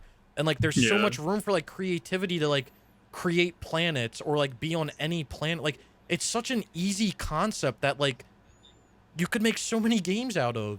And you don't even need like a story. I mean, a story would be like a plus, but like you wouldn't even need it. You work for the fucking huts. There's your story. Well, Snickle, I'm gonna have to cut you off. Why? Because we're at 120 now. Oh, the intro went for almost an hour and a half. Well, to be fair, we don't really have too many topics to talk about, so that's why I'm kind of freeballing it right now. Yeah, they're all kind of shit, honestly. Damn, Yeah. I forgot about that game. Yeah, I'm kind of just freeballing it, but yeah, I mean, I don't know. I like the Star Wars thing is just like so simple. Like, I don't know why you can't do it. But whatever, you know, it is what it is. I would love to see some PS2 games come back on the PS4 or PS5. Not even like remasters or remakes, like literally port them. Like, I would love to see. I think I've talked about this like plenty of times, but like Simpsons Hit and Run, even like Simpsons Road Rage, Mm-hmm. the Midnight Club games, Midnight Clubs, yeah, like any, like honestly any PS2 game. Like, let's be honest, you know, the Getaway. I would love to see all types of games come back, but Bro, I'd love to just see a new Getaway game. I think that there was like talks about it being like a thing, but Well, there's that. They announced the Getaway 3 for the PS3 like all those years ago. Yeah. And that got like shit canned. well, And then what was the other like then that detective one- game? that one VR game, the Blood and Truth or something like that. Apparently Mhm. that started as a Getaway game, but then they stopped. But then they switched it to Blood and Truth. Are you talking about Agent? No. I'm trying to think. It was made. So it was made. I think it was made. No. Fuck. What was the franchise that like Sleeping Dogs was made from? It wasn't. Was True it the Crime? Getaway? Yeah, True, True Crime. Crime. Yeah, True Crime. That's another like series that I would love to see come back. Or even like a port, like True Crime and like the Getaway. Those are two franchises that I would love to see come back. I remember playing the shit out of the Getaway, dude. And that game was like super realistic at the time as well. I'd love for like the Legacy of Kain games to come back. Thank like Soul you. Reaver and all that. Oh, Blood Omen 2? Yes. Yeah. They were working on a new one before the studio went. I think, what did you go, bankrupt? No, they got bought by Square Enix. That's right. Give me Legacy of King, 2, Soul Reaver 2, and Defiance, and I'll be happy. Dude, I don't know why they don't like. I just think about like all the PS2 games that they made the PS4, like the Jack and Daxter, the Ratchet and Clank Sly games, Cooper. God of War, like Sly Cooper, that they made from PS2 to PS4 that are literally like essentially ports of the games, and they just made like trilogy releases of them, like Prince of Persia, like all these games. Like, why don't we get shit like that anymore? Like, I get that we're like a few generations late, but like, I don't know, I'd love to see that, or like reboot some of these franchises and see what happens, or like, you know, do a port of the game and then reboot it, or reboot it and then do a port, like, to make even more money. Like, I don't know, man. Like, I'd love to see, like I said, new Getaway games. Like, obviously the Simpson games are hard because, like, licensing issues probably, but, like, I don't know, man. It would just be cool to see, like, some PS2 games come back, even if they're remade. Like, I'm not a big fan of remakes because, like we always talk about, it kind of takes away from the characteristic of the game, but... Or take a game that like didn't sell well, you know, and because it was kind of shitty, but make it better and see if Yeah. it sells. Or like there's even like it's even tried and like tested now, but like there's games that have been remastered recently that were like hidden gems, and like the one I'm thinking about the most is like Kingdoms of Amalur, where like the game was developed and like it didn't sell good, and then now it's like it has a cult following and they remastered it. Like games like that, games that have been out for a while have cult followings. Like Simpsons Hit and Run has a cult following. If you remade or ported that, like I'm pretty sure you would make money off of it. Like I think the last game that was older that got remade was Medieval. yeah, you know? Medieval, yeah. I think the one that reminded me of what you just said, Snickle, is Near Replicant. Like, it was like just critically panned back in the day. Yep. I think like its Metacritic score was like 50 in the 50s, and then like the Replicant remaster of it, like basically breathed new life into it, and now it's like an 8 out of 10 game.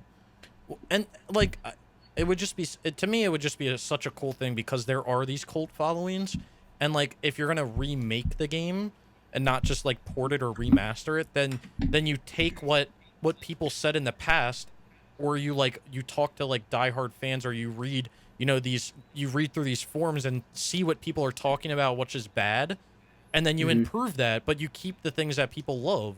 And like, yeah, we always talk about it, when you remake a game, it does take away from that characteristic in a way, because that's what makes a game. But if you fix what's broken and you leave what isn't, then you should technically have like a great game.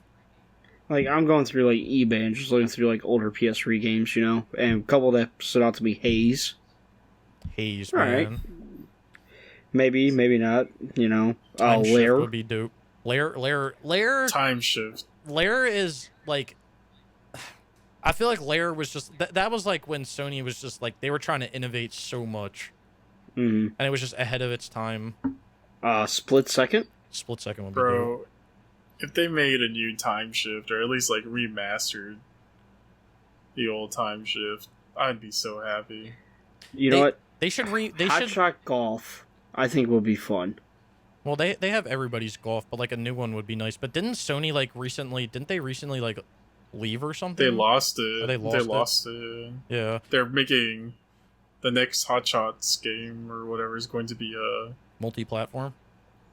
It's going to be an Apple iPhone game. I mean, that makes sense. Kind of sucks, but it makes sense. New Resistance would be great, or even just a remake of the first one. Dude, I would love to see them, like, I feel like if they made Haze in today's time, it would actually, and they updated a little bit, I feel like it might actually sell good, because like at the time that came out, games were like way too, I don't want to say serious, but like they were trying like way too hard for it to like kill Halo. Now that Halo's like kind of dead, like it might actually be like a decent game. You know what else you said Split Second, you know what that reminds me, like another thing is like games that have realistic driving physics but are arcade racers. Like that's something that's been missing too. Every arcade racer that comes out has arcade physics. Like I would love to just see a game that has realistic physics, but it's an arcade racer, like Blur, Split Second. Let's see. What is there for 25? Trying to see. New Blur game. A new Duke Nukem would be fun. Yeah, I feel like that's another franchise that could make a decent comeback if they did it right. Yeah, all these boomer shooters are coming out now, so. Yeah.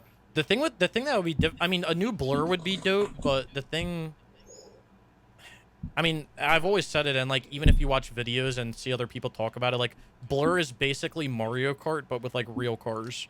Like, and that's just like, to me, that's just such an interesting concept that's only been done with Blur. Let's see.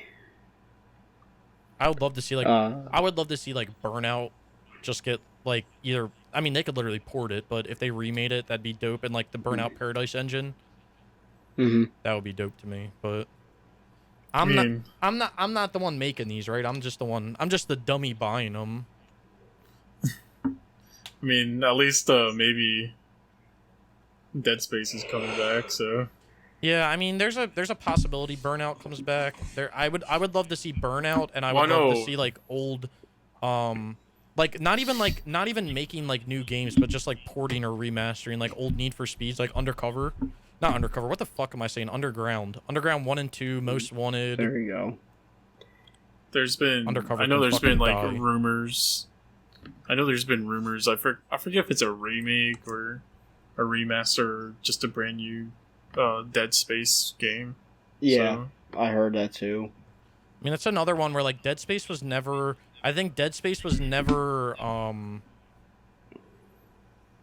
properly celebrated until Visceral was kind of gone, and then everyone was like, well, what do you mean Dead Space is amazing? And it's like, well, yeah, you should have been talking about that when it was out and not when Visceral's fucking dead. Like, And actually, we kind of seen this with Mass Effect, like a trilogy getting like remastered. You know, I wouldn't mind seeing it for like games that like maybe the sequels got trophies, but the original didn't. We got Resistance, we got Fear. Fear would be dope, man. But I don't think that will ever happen. Yeah, there's quite a few series out there that the first game didn't get trophies. Did the first MotorStorm have trophies? No, MotorStorm would be dope too. Just a racing game like that in general would be dope. But honestly, I'll be surprised the day I see something like that. Oh, it's WB, so you never know. Is it MotorStorm Sony? MotorStorm Sony? Fear is WB Games. Yeah, Fear's WB, which like they could do, but I don't know. But MotorStorm was Sony and Evolution, which Evolution doesn't exist anymore. So yeah, Monolith is too busy making Middle-earth Shadow Mordor games. Yeah, they're too busy making a Middle-earth game that's never going to come out. You know what? Bring back Gotham City Imposters. I wish. Yes, I said what I said. Wait, what'd you say? Gotham City Imposters. I said, bring back Gotham City Imposters. Bruh. With that, let's move on. Hour and a half into the intro, let's move on. I'm moving this one on. I'm gonna talk about my favorite section, server shutdowns. Nothing new has come up, so it's still the same old. So August 1st, you have Operation 7 Showdown. I'm just hitting on some big ones here. August 1st, Operation 7 Showdown. August 8th, you have MLB The Show 17. August 31st, you have Need for Speed Undercover, Need for Speed Shift, Need for Speed Shift 2, and Need for Speed The Runs. September 16th, I almost said August. September 16th, you have Max Payne 3 going down, and LA Noir's going down. That's in relation to Rockstar Social Club, so you can't track, like, how many people said, doubt and guilty and whatever the fuck. And also, you won't be able to buy shark cards on the PlayStation 3 on September 16th. And then Grand Theft Auto 5 on the PS3 is going down on December 16th. Rest in peace, Rockstar. Yeah, we gonna be getting them all done. I mean, I don't know about you guys with GTA 5, but we're gonna be doing Max Payne 3 soon, and then I'm gonna be trying to do GTA 5 shortly after. So I still find it so strange that it's GTA 5 and not GTA 4, because GTA 5 is like one of the few PS3 games where you'll consistently find players. Yeah, right. So I don't know if did we talk about this last podcast, or did we it's funny because we have so many conversations off podcasts that I can't remember like what we talk about on and off, but I remember we were talking about it at some point about it's just interesting that they're shutting GTA 5 down, but then GTA 4 and Red Dead is still online. You know what we Red should Dead do? 1. We should just record ourselves all the time when we actually talk. And then clip it together, and then we have the podcast. Yeah, just clip it together. I mean, if someone wants to do that, sure. Hey, Waves, you're not doing anything, right? That's a lot of effort for me. Bit rude. That's a lot of effort for me just to edit this one, so imagine having to do all that. Every time we're in a Discord call, someone's got to record. But I don't know, I just find it interesting. I think honestly, it's because I don't think that, and correct me if I'm wrong, I don't think that GTA 4 and Red Dead 1 are maintained by Rockstar. Are they not? I don't know, because they were originally GameSpy games. They ran on the GameSpy servers, and when GameSpy went down, I don't know what happened to them. I don't know if Rockstar inherited them. I don't know if some other company I don't know what happened with them, but they were run on the GameSpy servers. So maybe we need to do some research there, but like maybe that's why GTA 5 is going down and the others aren't, is because Rockstar isn't actually maintaining the other ones. Because part of me thinks that they are maintaining them, because if you remember, Red Dead 1 had a big problem with hackers, and then it got fixed, and then the hackers came back. I think they're like back again. But the hackers aren't bad, man. They just put all the dead bodies all over the ground so you can get free XP. But yeah, if that's true, I'm going back on Red Dead. I don't know who actually like maintains those servers. I don't know if it's actually Rockstar. I don't know if Rockstar inherited them when GameSpy went down. I mean, that'd be kind of weird for them not to. It'd be weird for them to do that because all the other games that ran on GameSpy did not do that. So, yeah, I'm not sure. Yeah. That's strange. I felt like it was Rockstar, but I don't know. But because there's even hackers on GTA 4 that will drop money for their rank 10. So I don't know. I'm not sure. But I just find it weird that, you know, like 2 of the 4 Rockstar games on the actually 3 of the 4 Rockstar games on the 3 of the 5 Rockstar games on the PS3 are down. Because the table tennis game? No, because Midnight Club LA went down like years ago. Yeah. Midnight Club LA went down, I'm pretty sure, when GTA 4... I mean, it would have went down like when GameSpy shut down, because I think, again, run by GameSpy. But it's weird because Midnight Club LA still has online services on the Xbox because it's backwards compatible on the Xbox One. So the online they still brought them works. back online, right? Yeah, and so I don't know if that's a thing that's maintained. It's got to be maintained by Microsoft. It has to be. Those servers. So I don't know. I don't know how all those work. Sony, can you bring the freaking Midnight Club LA servers back online? Clearly, if Microsoft can do it, you can. Or are you not capable of doing that? Are you scared? Sony's being held together by like pieces of string right now. Yeah, their servers. Toothpicks and string. And the hamsters are running the power. Nah, they're literally, their shit is literally, they got like rows of potatoes hooked up, and that's what's running everything. The potatoes are pulling the electricity along with some hamsters. Talking about potatoes, how about we get into the meat and potatoes of our of the podcast? That was a good transition. I didn't even think of that. I'm good. That was a good one, Waves. Yeah, let's get into the meat and potatoes. I don't know if you guys want to take these topics, because I'm just here to shit on people. I don't know. Honestly, this first topic we don't even need to talk about. Yeah, we don't need to talk about this one. I mean, we can talk about it for like 2 seconds. Warner Brothers sells a studio. Basically, it's the mobile studio. game studio for like $1.4 billion or whatever. God But damn. they said they're not going to sell any more of their studios. God damn, man. Maybe I need to be a game studio for a week. Right? Jesus Christ, dude. Why is the price of everything so crazy? Even game studios. Right? Bro, I feel like this one and Bethesda are like the most overpaid studios. Like when they were bought, it was like just so much, and it was like not worth it. Right? Well, like the thing that I mean, the Bethesda one definitely feels overpaid, but at the end of the day, like, you're paying for, not only are you paying for the studio, you're also paying for all their IPs. So like, to an extent, it does make sense. But like, No, I mean, like, they're getting a lot of good things out of it, right? They're getting id Tech out of it. They're getting all the IPs. They're getting good things out of it. I don't know if it's, what was it again? 7.9 billion? well, that's what I was gonna say. So they're getting good things out of it, but like, is it worth 7.9 billion? That almost seems like something where like Microsoft came to ZeniMax and they're like, "Hey, we want to buy you," and ZeniMax was like, "Oh, they want to buy us, huh? Let's just throw a random fucking number out there," and they were like, "All right, 8 billion," and Microsoft was like, "We were thinking more like 7.9 billion." And ZeniMax was like, "Oh shit, they actually accepted our offer." Like, oh, I didn't think they would do that. Like, that's almost what it seems like. Everybody's getting a bonus. You know, the only thing that is curious about this thing is, EA's been buying a lot of studios recently. Well, yeah, because they shut all their other ones down. Right? They bought, like, all of, what's that team that's, you like their games a lot, Snickle? Oh, Avalanche? Codemasters? No. Yeah, Codemasters. Yeah, they bought that entire thing. Which is kind of crazy to think about. Yeah. So, it's kind of crazy.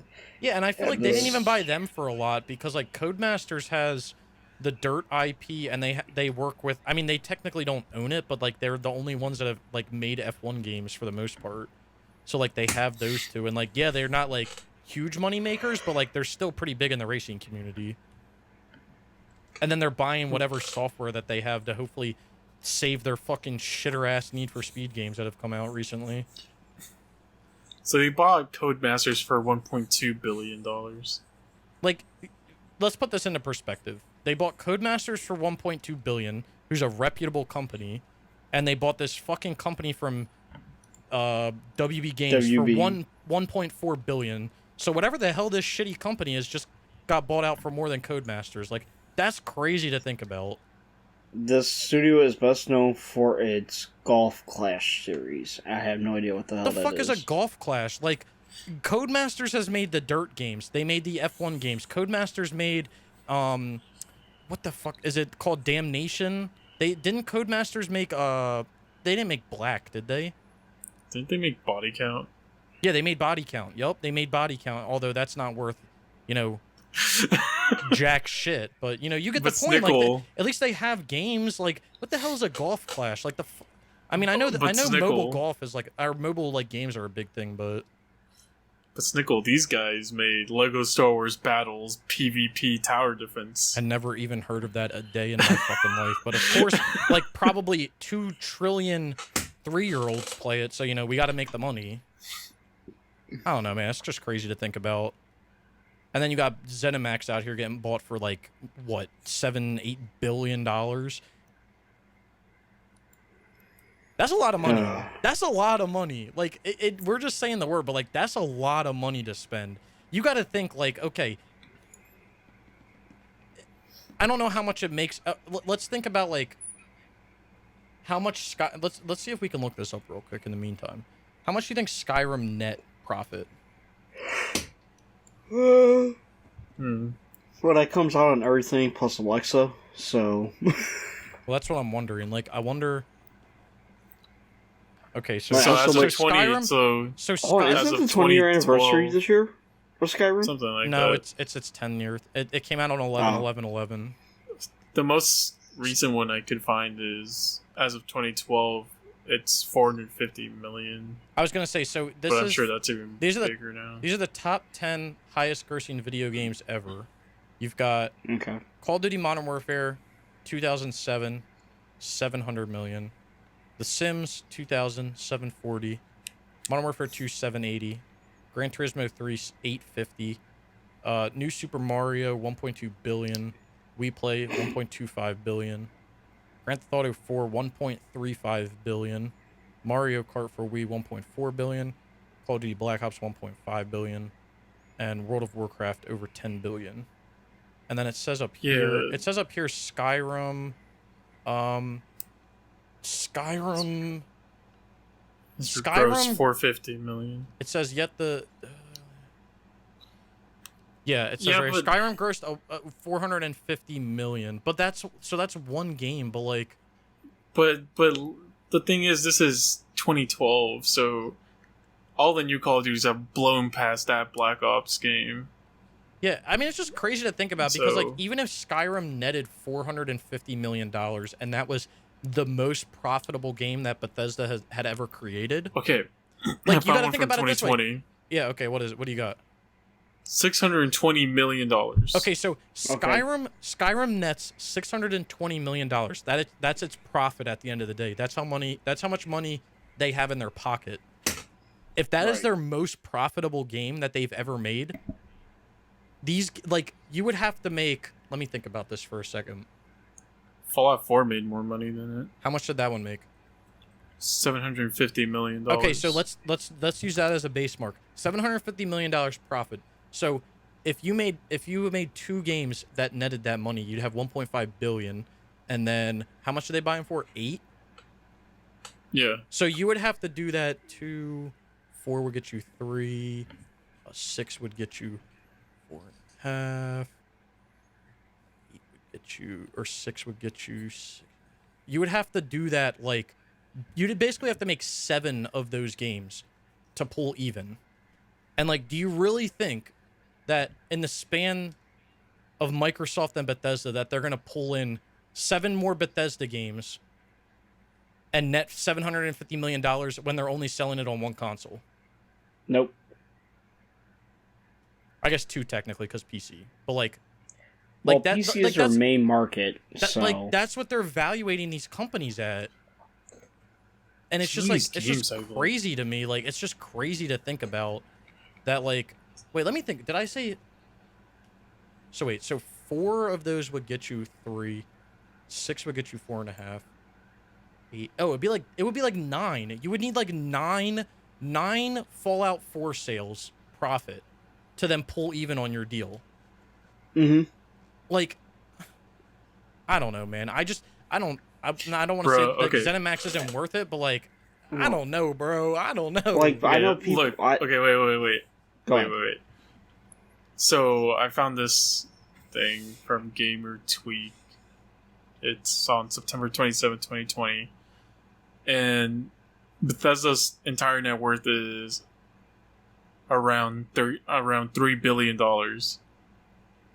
So they 2.5 times paid them, basically. Mm-hmm. That's crazy to think about. Like, I get it, right? So you're not only buying the games that are there now, but like you're buying the IPs as well. So they're buying into Fallout, they're buying into Elder Scrolls, they're buying into Doom, they're buying into Wolfenstein, right? Those are all ZeniMax IPs, like at least the more notable ones. But like still, like I don't think you're worth that much money. And they're not. And I know how people say, like, oh, well, it's Microsoft. They'll just make that up in a different division.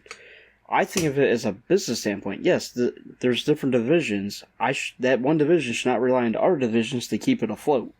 Well, yeah, and we're going to talk about... We have a topic at the end that we're going to talk about that's probably going to be, heated but funny. But, like, that's not the way you should run a business on every single transaction. Like... Right. You should want one of your, one section of your business to be, self-reliant on itself and not say like, okay, well, it costs us $200 million to make Forza 8, but we know that we're only, we've only ever sold 150 million. So like, we're going to lose money, but like, we're going to put more in because we want to make the best game we can. It's like, well, I get it, but like you shouldn't do that. Like, that's not... Right. If you keep doing that, you're not going to have a business one day. If you're always in the red, you're never going to have a business. Right. But yeah, like Wave said, valuation of $3 billion in 2020, right? And they get bought out for almost 8. Grossly overpaid. Oh, yeah. Way over. And I'm a Bethesda fan. I really am. I'm a Fallout fan and all that. I agree with you both. It's just like, I understand they're getting the IPs, which is a big thing. They're getting all the technology with it, like all the VR shit, all the, they're getting id tech, like id's engines, and id's engines are always fucking amazing. Yep. But like, this shit should have been like a $5 or $6 billion purchase, not even, dude. If they're valuate, okay, well, this is what it comes down to, right? So yeah, they have a valuation of $3 billion, right? They have a valuation of $3 billion, right? Mm-hmm. Mm. But that doesn't mean that's not what it's worth to that company. Like if you bought a house, right, and like you bought a house and market value is $500,000, but then someone came to you and said, "Hey, I'll buy your house for $2 million." Like, are you gonna say no? Like, of course you're gonna take that, but like, it's not worth that. But that's what they paid because that's what it's worth to them. So it's kind of like more what it's worth to Microsoft and ZeniMax because you have to come to an agreement. But still, ZeniMax made out like a fucking champ at the end of the day. Yeah. And Microsoft is stupid. And we'll talk about that a little later on, but... Yeah. All right, let's go on to our next topic. Yeah, let's get on to our next topic, which is about Blue Box. It's going to be actually... Right. This will actually be a little interesting. We were going on a little rant before the podcast about this. I made them stop so we could record it. Yeah. So, do one of you guys want to take away the actual article, and then we'll get into...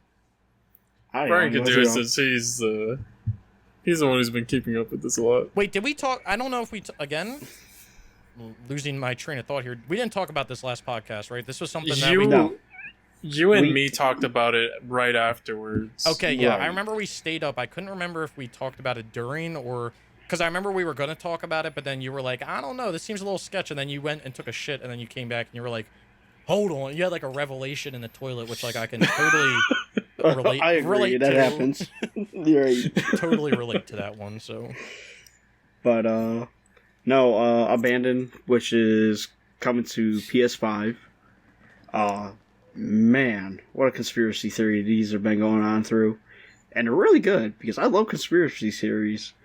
And there's part of me that's like, yeah, this ain't happening. Then there's our part, this ain't gonna happen. And if this does happen, holy shit, this is 4 years in the making, and fuck you, Konami. Yeah. But, basically, I feel bad for the dev, though, who's going through all this. This whole fucking conspiracy theory is fucking stupid. It's stupid, but it does. But it's so dumb. Well, okay, it's so dumb. Well, that's like but, any conspiracy theory, right? Like, okay. it's, at the end of the day, it's stupid, but you have to admit, like, there are some weird fucking things going on, and you have to... There's a lot of coincidences. Yeah, listen. the question is it a coincidence that it's happening, and, like, it means nothing, or was it done on purpose? Like, that's what it... Listen, I'll say it here. I'll say it here first. Alright. If this game ends up being Silent Hill, I'll do any game you guys tell me to do. And I won't say no to it. I'll make you a deal. I'll make you a deal, Waves. If this game ends up not being Silent Hill, I'll buy you Abandoned when it comes out. Just think about this. This company was made in 2015, right? Yep. Mm-hmm. PT was announced in 2014. You're telling me that Kojima's big brain was like, I'm going to destroy Konami's reputation while I'm still working for Konami, and then I'm going to make this 10-year plan of how I'm going to re-reveal Silent Hill, and in the middle of it, I'm going to make fucking Death Stranding? Well, this is the thing, right? The answer to all your questions that you just asked is, how much did it mean to him? Exactly. But that I'm not even getting to that part. They destroyed Konami for years. This does not make sense for Konami. But there was the rumor back a couple months ago that Sony was buying some IPs off Konami. But nothing was released. But nothing was ever released. And those purely IPs were... at the time. Right, those IPs were... no, I'm just saying, these were just rumors. I'm not saying it's true or not. It was Silent Hill, Castlevania, and Metal Gear Solid. We all agree that no way Konami would give up those 3 IPs. They might give probably up one would, of them. but for like a ridiculous amount. Okay, but so it's also been proven that Sony's throwing around some fucking money this generation. Yeah, but I don't think they have that much money to throw around. I would see not to buy all 3, but to buy one of them, maybe. Yeah, the entirety of Sony is being subsidized by PlayStation. Right, that's true. It's not like Microsoft where they have Windows to fall back on. Right, but I would say though, not buy all 3 IPs, but one of them, it could happen. If they had to choose one, they would pick a more profitable one, which is Metal Gear Solid. Metal Gear Solid, exactly. Yeah, I mean, and that would make sense with them working with Kojima. Like, that would totally make sense. Exactly. I agree. Some of the fucking speculation for this is that fucking loopy. These people are fucking crazy. They're like, this Hassan guy made an app back in 2013 for personal trainer, PT. It's PT. Well, no, so like that shit with the speculations and shit and the conspiracy theories is definitely like weird, and like making those connections that they do is strange, right? What I find strange about what they've been saying is like the numbers that back it up. So like he develops like all this shit, and it only gets like 5 downloads, and it can't be found on the store. The whole like thing about like, okay, his trophy count thing, who the fuck cares? Him playing a game that like is not on the store, kind of fucking weird. But then people make like connections to what that means, and he was talking to so and so this month, blah, like those connections. Okay, those are fucking weird. But like the whole playing shit that's not on the store, that to me, like that's something that happens, and it's like, okay, why? Like I don't give a fuck about like his trophy count, like, and if like they don't care about that shit, but like me and Waves talk about the whole trophy one already. What if it's just a working demo of Abandoned? I mean, Right. it could be. with placeholder title and the placeholder It could. But this what's is with the the thing. siren? image. But this is the thing, right? Like, yeah, it could be, but also like, why doesn't Sony, instead of like doing that, why don't they just like, I don't know, not put anything there? Like, there has to be an ability to not put a recently played game on someone's account, especially if if it's a placeholder for like a game that isn't coming out yet. Like, there has to be a way for them to do that. The game didn't bother me. It was the pit. You know how you got like the little box next to your games. It was a siren It was head. a siren head, yeah. That's what I'm saying. You like, know, like there's like the whole connections that they make. Like some of the connections that they make are like weird, right? Don't get me wrong.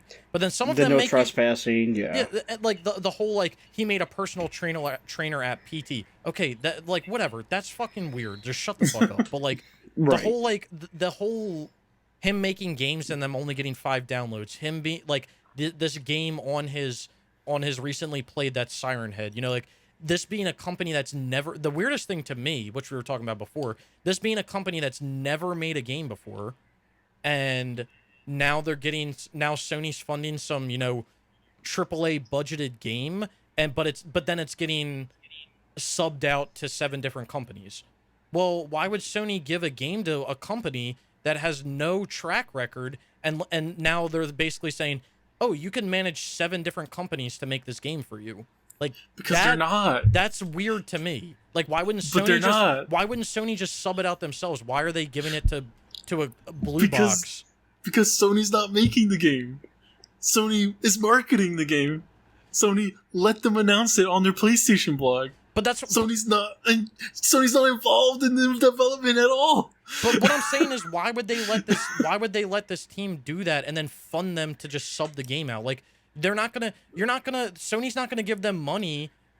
Like, okay, Sony's not giving them money. They have to be if it's a Sony It's studio. not. It's not a Sony studio. I thought it was a Sony studio. No. No, but it's gonna be a PS. It's not- exclusive though to PlayStation. Sony is not like tied to this at all. The only things that are tied to Sony to this is that it was announced on the PlayStation blog, and and that it's a PlayStation 5 exclusive. I don't know if Sony had anything to do with that, but from what we know of, it's not. I'm just Okay, saying, look, like that whole look, side of what it. I found in my perusing of the internet, Oh, let's hear it. in my perusing of the internet, whatever you want to say, is this studio had a Kickstarter, right? And then one of the games that was part of that Kickstarter was a game called Abandoned. And then they pulled that Kickstarter because they said they got funding from a bigger company, which I forget what the name of the company was, and then now they're working with that company. So this game is just some random Kickstarter game that is now getting attention for no reason. The next Kojima game is Xbox exclusive. It's not going to be on PS5. Well, that hasn't been confirmed either, though. No, but I believe it.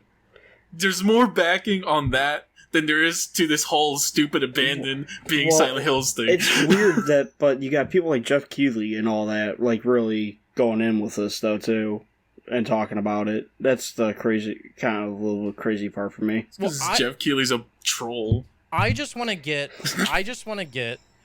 what company is funding this, what company is backing this, because clearly this blue box game is not backing this from their own money, because they've not made a damn thing. They don't have a thing to their name, which is why at first I was confused, because since it was a PlayStation exclusive, I was assuming that Sony was incorporated in the funding of whatever was going on, which confused me because I was like, why would Sony fund a company to just sub out all their work?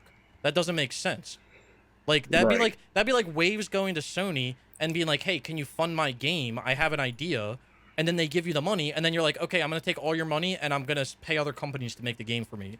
Like, that doesn't make sense. So like, I would want to know where the funding's coming from, because that whole side, it's fine for other companies to work on a game, right? Don't get me wrong, I'm not saying that's not allowed, but like, for someone who has like literally never made a game before, where is the funding coming from? Which is why I was I don't know. why I was confused, because I thought the funding was coming from Sony. Now, if it's not coming from Sony, whatever. Then I think the whole conspiracy theory is called off. If the funding is coming from Sony, it just confuses me even more. For the reasons that I just stated. So, from my understanding, it's not. It's coming from someone else. The only thing that is tied to this, to Sony, is that it's a PS5 exclusive, and they announced it on the PlayStation blog. Right. To me, okay, and I'm not disagreeing. I agree. If the funding isn't coming from them, like, whatever, throw this shit in the trash. But there's just so many weird things that have been going on. The other thing that I find weird, this is the only company that is releasing a specific application on the PS5 to watch the trail. I don't know the exact details behind it, but they're launching an independent application on the PS5 to learn about this shit. Like, what? Mm-hmm. How are they? They're a completely no-name company that's getting their own application on. Like, again, that's a little sketchy to me. Maybe it means nothing at the end of the day. Maybe they're just a tester for what's going to happen in the future. Okay, but like, you would think that Sony would test that on something like Ratchet and Clank or their own IP before they give it to some completely unknown company. Like, that's a little sketch. But I mean, whatever. Maybe it's all coincidence. I don't know. That's the only thing where I'm kind of like, what? Okay, is why this studio of all studios to like kind of do this whole like trailers thing? Yeah, exactly. But there's like, I don't think there's enough other than strange conspiratorial fucking nonsense. Yeah, tying shit to shit. To show this as being a Silent Hill game. There is no way. There's absolutely no fucking way this is a Silent Hill game. I do not believe that this game is in any way, shape, or form connected with Konami, and is no way, shape, or form connected to Silent Hill. Right. It is a horror game, and it is a PS5 exclusive, and that's all it is. Like, I agree with you, you know, and then to me, there's still that one part of my mind that's always gonna be like, we won't find out till, Friday? Or whatever, or later on until it comes out. I still believe there is a Silent Hill game being made, but it may not be by them. Well, the other thing, so there's a few things about this that are just up in the air. Now, I don't have the tweet up right in front of me, but didn't the original tweet say something like it's an existing, or it was an existing IP? It started with S and ends with an L. Yeah, so started with S and ends with an L, but did they say it was an existing one, or the game was just going to be starting with S and ending with L? They just say it starts with S and ends with L. And that's just the name, right? Like, they didn't say anything about a franchise? Right. Okay. Because I remember that came up when Waves and I were talking last week after the podcast, and that was like, I think the big thing that people were talking about was like, oh, it's an existing franchise, because I haven't read up on this since last Thursday or whatever, Wednesday. And then I was saying like, okay, SNL, like what's some series? And the only things I could think about was obviously Silent Hill, because that's what everyone was saying. And then the other one I thought about was Splinter Cell. That's an existing franchise that starts with S and ends with L, but that's not a horror game, so that's got to be out of the picture. So I don't know. I think the game's called Survival. That would make sense, but that's kind of a shit name. So if that's the case, they should keep Abandoned. That sounds way better. Yeah. And, like, what's a company fact? Blue doesn't refer to the color, it refers to something else. Best level Can you guess user it? experience. Exactly. Like, I mean, all I'm saying is there's been some weird things going on, and it's been going on with Kojima, and, like, maybe this is one of his big brain moves where you need your calculator out to figure out what the fuck is going on, because remember the whole thing that came out with Death Stranding? The Death Stranding trailer for the PS5. Yeah. And the box that he got in, and people were saying like, oh, it's maybe that means that they're going to be making that's what's the company that did the Demon Souls remake? Why can I not remember their name right now? Blue Point. Yeah, maybe they were like, oh, that's a key that Blue Point is going to be. That Blue Point's making the Metal Gear Solid remake, and that it's in good hands because of something that was on the box, because it said that one I believe more than anything. Handle with care, but then there's connections between like the Blue Box company and then the flag that's on what's his name? Sam? Is it Sam? what the fuck's his Yeah. name, on Sam's Yeah. back being like the Netherlands flag, and it's like some of the connections to me are very strange, and like to me like that's not coincidental. Like how many other flags could you have picked? And that's the one that you pick, and then that turns out to be where Blue Box is from. And there are some connections that are strange, and maybe again, it is just a coincidence. Maybe it just is luck of the draw. But If this is Kojima being big brain or whatever, and this has been like a 10-year, like an almost 10-year, like fucking him destroying Konami's name, and then coming back saying like, "Oh, joke's on you. I've been working on Silent Hills this entire time." I mean, I will give up. I will give up playing video games. I mean, to be because fair, though, I can't go past that.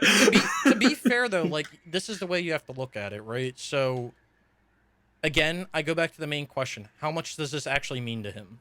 How much did he put into PT and all that before? Like, how much does this actually mean to him? Because that'll determine the amount that he's going in to do all this. But then the other thing is like, he might have done this to Konami because of like what they did to his franchise. Like, Right. like Metal And he Gear, shit all like over Metal Gear him, Solid yeah. 5, like I've heard that like they kind of fucked him over there, and then to just spit in his face, they make Metal Gear Survive. Like They wouldn't be able to do this without Konami, though. I know, but like what I'm saying is, Unless Sony bought the IP, yeah. unless the speculations, Sony and didn't bought buy the IP because there's Silent Hill merch on the Konami store. Which is true. which is true, but maybe it's because it hasn't been publicly announced, because like that did happen with Codemasters and EA. Like EA bought Codemasters, but like they technically don't like own them or something yet. Like there's some weird like, I don't know, there's like some weird like position, like transition position because of all that. But like I don't know. All I'm saying is, and maybe I don't know, maybe Kojima's, I don't know, maybe there's something going on behind the scenes and it's been like well kept and it hasn't been leaked and all that. I don't know. All I'm saying is there are some coincidences that are weird, and like it wouldn't be out of the ballpark for if Sony bought the IP for Kojima to basically spit in Konami's face, because that's what they did to him at the end of the day. So See, I just love this. It's just a fun conspiracy theory. oh, conspiracy theories are awesome, man. They're I know, I phenomenal. love it. They're phenomenal. Waves is getting all fucking torn up over there and excited. I'm like, this I mean, is fun. this is the thing. Like, I agree with both sides. And like, yeah, and I'm I sure do too. I'm sure you do, and I'm sure Waves does to an extent. Like, that's the Oh, point. yeah. That's what makes a conspiracy theory so much fun, is when it is like acceptable from both It can be- sides. It can be anything. What do you call it? Schrodinger's cat? You don't know if the cat's dead or alive. Yeah, like that So- shit is like, that's what makes it so much fun, and like that's what, like, honestly, that's a No, great I think- that's a great marketing solution for shit, because it hypes it up, because nobody knows what the fuck is going on. And like, Right. even if this turns out to not be a new Silent Hill game, and it is something that Blue Box is working on, guess what? Blue Box got so much free publicity from this. Literally free. Oh, yeah. Like, they're living rent free in people's brains. And ours right now too. Like, Yeah. This thing's so much fun to talk about, you know? I mean, and maybe at the end of the day, this Hassan guy's big brain, and he made all of these. He made all this shit to make it seem like maybe he's the one with the big brain. Hassan We never know. created a Oh, my favorite one is, Hassan, whatever his last name. Oh, Hideo Kojima, he has the same initials. Dude, just shut up. Just leave. Well, again, there are weird Coincidences. connections. There are weird Yeah. connections. Like, people were saying that, wasn't it? What were we reading, Waves, last week? Like, if you take the Hassan guy's name and you translate it from Turkish to something, like it becomes Hideo Kojima. Like, I don't remember what it is. It becomes Yeah. Hideo, but that's only. But Yeah, Hideo, that's what it is. both names are both languages have come out to hero or whatever. But somebody's like, well, Kojima would have figured everybody use Google Translate, so to do it all.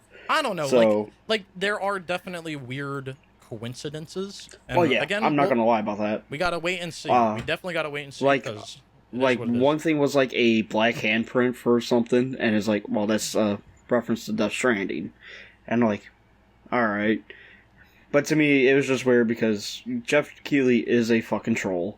And then somebody's like, well, PlayStation following them. Well, yeah, it's going to be a PlayStation exclusive. That's why PlayStation is following them. I mean, another thing that I found weird, and like maybe it's just coincidence, is like Blue Box, Blue Box Studios. Like their logo is like literally identical to the Sony logo. PlayStation's? Yeah, PlayStation's Yeah. logo that pops up when like the new PS5 games are out, and they're literally called Blue Box, and like Sony's logo is like a blue box. So like to me, Mhm. that's kind of weird. Like there are things that are weird. Like you can't deny that. Oh, yeah. But like, is it just like that because it's like that, or is there an actual meaning behind it, or did this Hassan guy make this company? Like you got to think about it. He made this company before that logo for Sony was even out. So Right.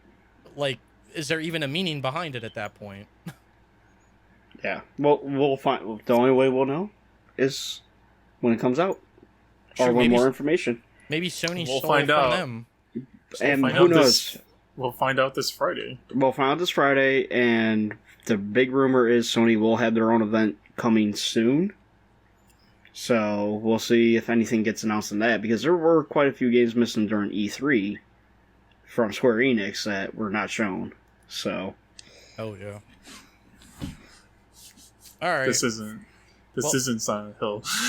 Well, like we said, only time will tell. We'll figure out. But no, That's I know. fine. that's what makes it so much fun. That's You're what makes not an it so much fun. insider, Wade. And I can categorically tell you right now, this is not a Silent Hill. But this is the thing about conspiracy theories. Like I said, like you can say that, but then there's going to be another side that could fight and say it is. Like there's just both sides that can just chip away at each other for like reasons, and that's what makes it so fucking interesting. Exactly. Oh, But only time that's so will much tell. fun. Only time will Silent tell. Hill is dead, and everybody needs to accept that now. Nah, It's coming honestly back. they should. It may not they be sh- by them, but they're making it. They should bring it back. That's a franchise that they should bring back. They're stupid not to, but. All right, That's why we got new merch. Yeah, let's get into our last topic here, which is probably gonna be heated as well, but only for like a few seconds. But basically, I couldn't find the exact tweet, but there was there was a thing going around where basically it was right when like I don't know if it was right when Ratchet came out, but like It was a closely week after. it. Yeah, it was like a week after, and something It came was out. during E3. Bethesda basically announced that like the new Elder Scrolls game was going to be like Xbox. I don't know if they announced it, but there was like again this whole like speculation about how it's going to be an Xbox exclusive and Sony's not going to be able to play. You're gonna have to buy an Xbox or a PC to play it, and blah blah blah blah blah. So then there was like someone who replied to the tweet and was like, you know, whatever. That's what Sony gets. You know, this new Ratchet game came out and it's only on the PlayStation. Like that's what they get, and it's like. What? Like that's just not even comparable, my dude. What are you talking about? Oh my god. Like what? It's so- just people. So I know exactly what you're talking. It's people Yeah. were complaining about I'll how Bethesda was apologize. apologizing for Starfield Yes. being Xbox exclusive and pretty much kind of confirming that every Bethesda game after this is going to be Xbox exclusive. Most, yeah. And then there was Sony people that were complaining about. Not I don't know. I want to say complaining, but they were basically like this isn't. Essentially saying like this isn't fair. Well, Yeah, And then someone like some Xbox fanboy like quoted it and was like, "It's what's not fair is you guys get Ratchet. Like you just need to accept that like Bethesda games are on the Xbox now or something like it was something retarded." And then it's like, bro, like that's not even comparable. Like Ratchet has always been on PlayStation since day one. Right. That's just been One. on PlayStation. All of Bethesda games have been cross-platform since day one. This is the first time that this is going to be like an Xbox exclusive Bethesda game. Like it's not even comparable. What? I got three things to say about this. One, I don't think Bethesda should have to go out and apologize at all. No, they shouldn't. No, because you know what? I understand it. Microsoft bought them. Microsoft could do what they want Well, with it. yeah, That- I mean, that's their right. I understand. I understand why. But I understand why they apologize as well. Yeah, They- I understand don't think they why had they to, though. apologize because they like this is the first one that's going to be just Xbox, right? And Right. they've made fans across PlayStation, Nintendo, Xbox, and PC. So now you're depriving both Nintendo and PlayStation from that. But that's why they're apologizing because I mean I'm Right. sure none of them want to to lose all of those fans, but this is how capitalism works. Right. They bought them, and now Microsoft can do what they want with them. Right. Yeah. Like, I understand why you apologize. They didn't need to, though. Yeah, they didn't have to say anything. They 100% didn't have to, but it makes sense why. Because like Wave said, they built up a player base on all consoles, and now and like this game has been talked about coming out on all consoles like in the past, and now it's like, well, it's Xbox exclusive, and like, does it suck? Yeah, but like you said, capitalism. That's how it works. Well, money buys everything. My second point, you had all these fans for the last 6 years. All exclusives are stupid. Exclusives shouldn't matter. Phil Spencer. Oh no game should be exclusive. And now, this game's exclusive. Oh, that don't matter. Yeah, I mean that has been like, to be fair, like the Xbox One lost when it comes to exclusivity, like that generation, and like Xbox One lost in a lot of things. Oh yeah, they did lose a lot of things. But like it is funny because months ago, when Ghost of Tsushima comes out and all these like amazing PlayStation exclusives comes out, you have Xbox saying like, this isn't fair. These should be coming out on the PC at least, like blah blah blah blah blah. And then they get an exclusive and they're like, well, sucks to suck. Like, what? Bro, you can't have it both ways. Come on now. And I'm honestly just happy that now Xbox has games. So now Sony's gonna have like a fire lit under their ass. Exactly. To finally make more games. And you know what? If they come off a new Fallout and I really want to play it, I'll either buy me a hyped up and better gaming PC or I'll go out and buy an Xbox. But no matter what, Microsoft still hasn't brought in a profit yet for fucking Game Pass. So, well, I'm glad. So this is what I'll say. I'm glad for the competition between the companies, because I always say competition will always bring out the best in companies, because it's either going to bring out the best or the worst, and it'll bring out the best because Sony will compete to make a game that competes with these, or it'll bring out the worst and Sony won't do a damn thing and will be left in the dust. But it's going to suck on the side of the fans, which we've already seen, because Xbox fanboys and PlayStation fanboys and all that, like Xbox is already like, this whole discussion point is because of these fanboys. And it's like, they finally, like Xbox finally gets something, and then you have their whole like fan basically saying like, this is what you guys deserve, blah, blah, blah, blah, blah. And it's like, first of all, my dude, like us as the consumer had no control over what was an exclusive and what wasn't. So like, you saying that like PlayStation gamers deserve this, like that's not our fault. Everybody just needs to chill out about their pieces of plastic. Right. It's a fucking game at the end of the day. And guess what? Like, if like Brian said, if he wants to play the new Fallout or Elder Scrolls or whatever it is that comes out and it's not out on PlayStation, guess what? You just buy the other console. You buy it on the PC. Like, there's no need to be like a fanboy about it and like jerk it off. That shit doesn't care about you, okay? Like, all of us are PlayStation fans here. All three of us. Yeah. We play basically, all of it. I'm a video game fan. Shut up, Waves. You're a trophy hunter, Waves. Shut up. Hey, Waves. But Waves, anyway. Waves, shut the fuck up and answer the question right. I'm a PlayStation fanboy. Did I have my... Because all I care is about sad games in third person. Was my mic muted during that? I hope the fans didn't hear what I just said to Waves. But anyway, but no, don't. I hate the one where like, oh, yeah, Ratchet and Clank. Why would it come out on the Xbox? Because it's a PlayStation exclusive. And then I forgot what it was. Phil Spencer congratulated Insomniac for releasing Ratchet and Clank, and one dude's like, yeah, he's like, oh, that confirms it. Insomniac's being bought by Xbox next, and somebody's like, they're already owned by Sony, you dumbass. He's like, since when? He's like, since last year. Yeah, I mean, typical. It's just like, I hate it because when it comes down to it, it's the fans that treat the fans the worst. And like, it's crazy because if you think about it, like, Sony fans could be mad at like Xbox, right? Or Xbox fans, because this is the first year in its existence that an MLB The Show game has come out cross-platform. But guess what? Right. We don't give a fuck.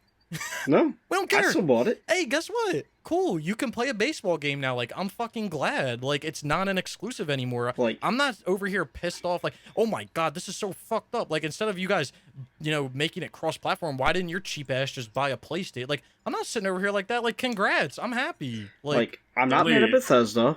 because it's The not only their thing- choice. I'm not mad at Microsoft because they bought the company, so they have the right to do what the hell they want.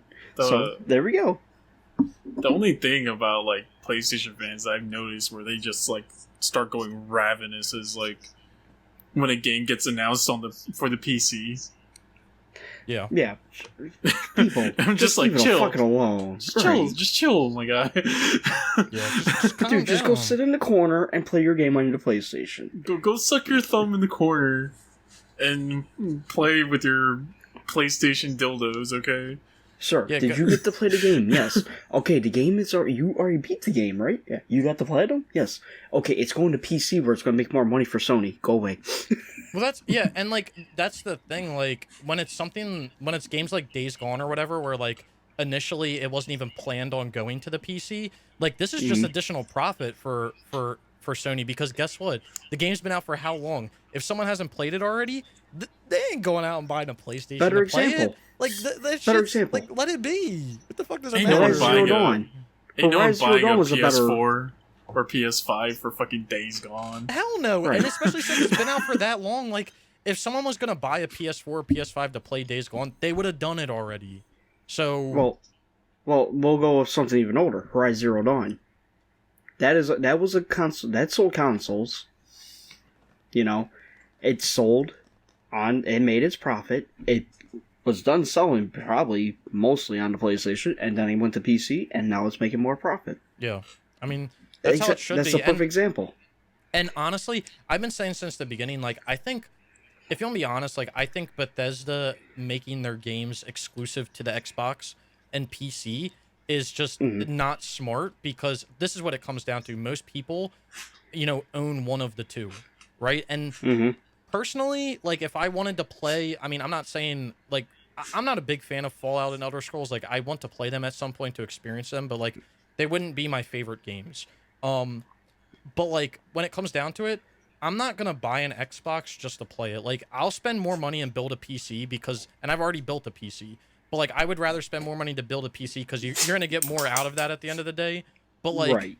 it wouldn't kill me if like I didn't play them. Like it is what it is. And I know like other people are different, but like I think Bethesda and Xbox would be dumb to only release them on those two. And like maybe what we'll see is the same thing that happened with Horizon Zero Dawn. Maybe they'll sell it and then a year or two later, or Days Gone a year or two later, we'll see a PlayStation release of the game.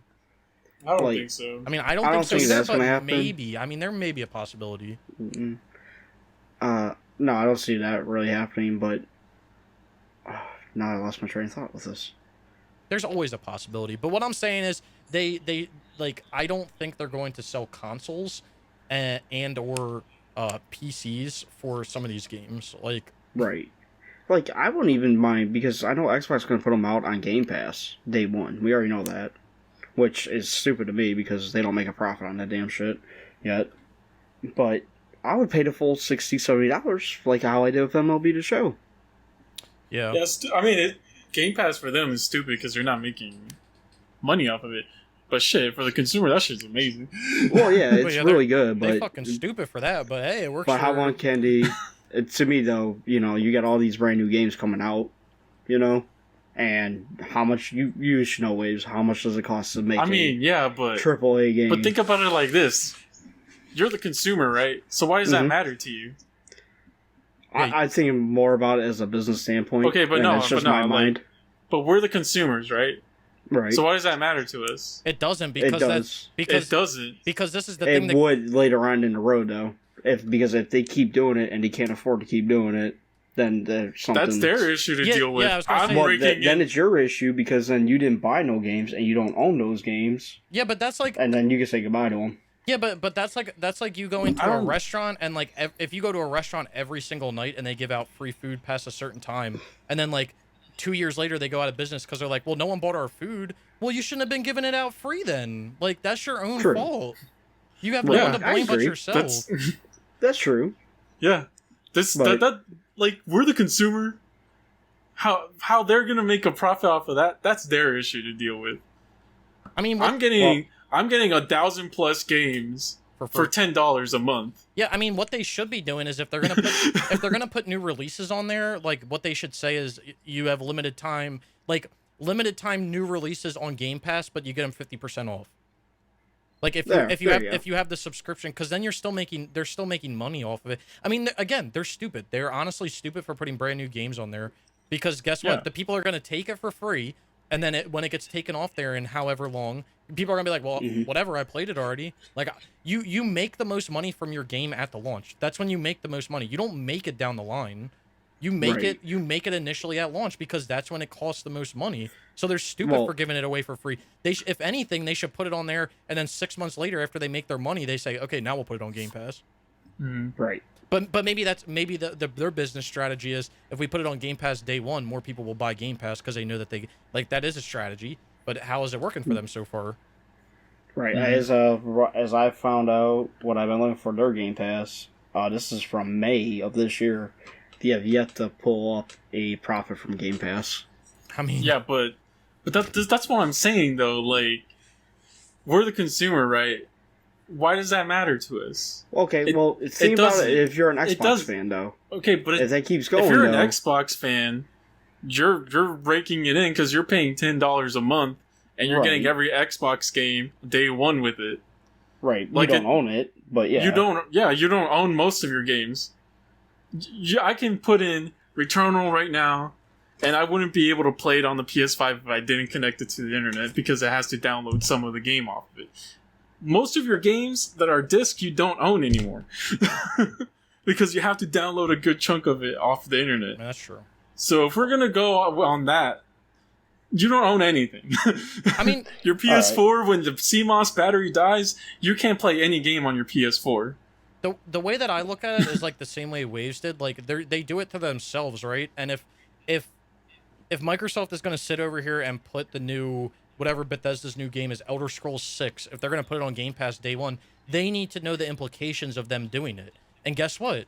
If they know that they're not going to make enough money and they're not going to recuperate enough money back to pay that off, then guess what? You don't put it on Game Pass. But that decision's up to them. Like, I don't think the consumer should necessarily be like, it should be the consumer's fault. It shouldn't be the consumer's fault for Xbox putting it on Game Pass. They're just taking advantage of not even taking advantage. They're just using the features that they're paying for. True. Yeah.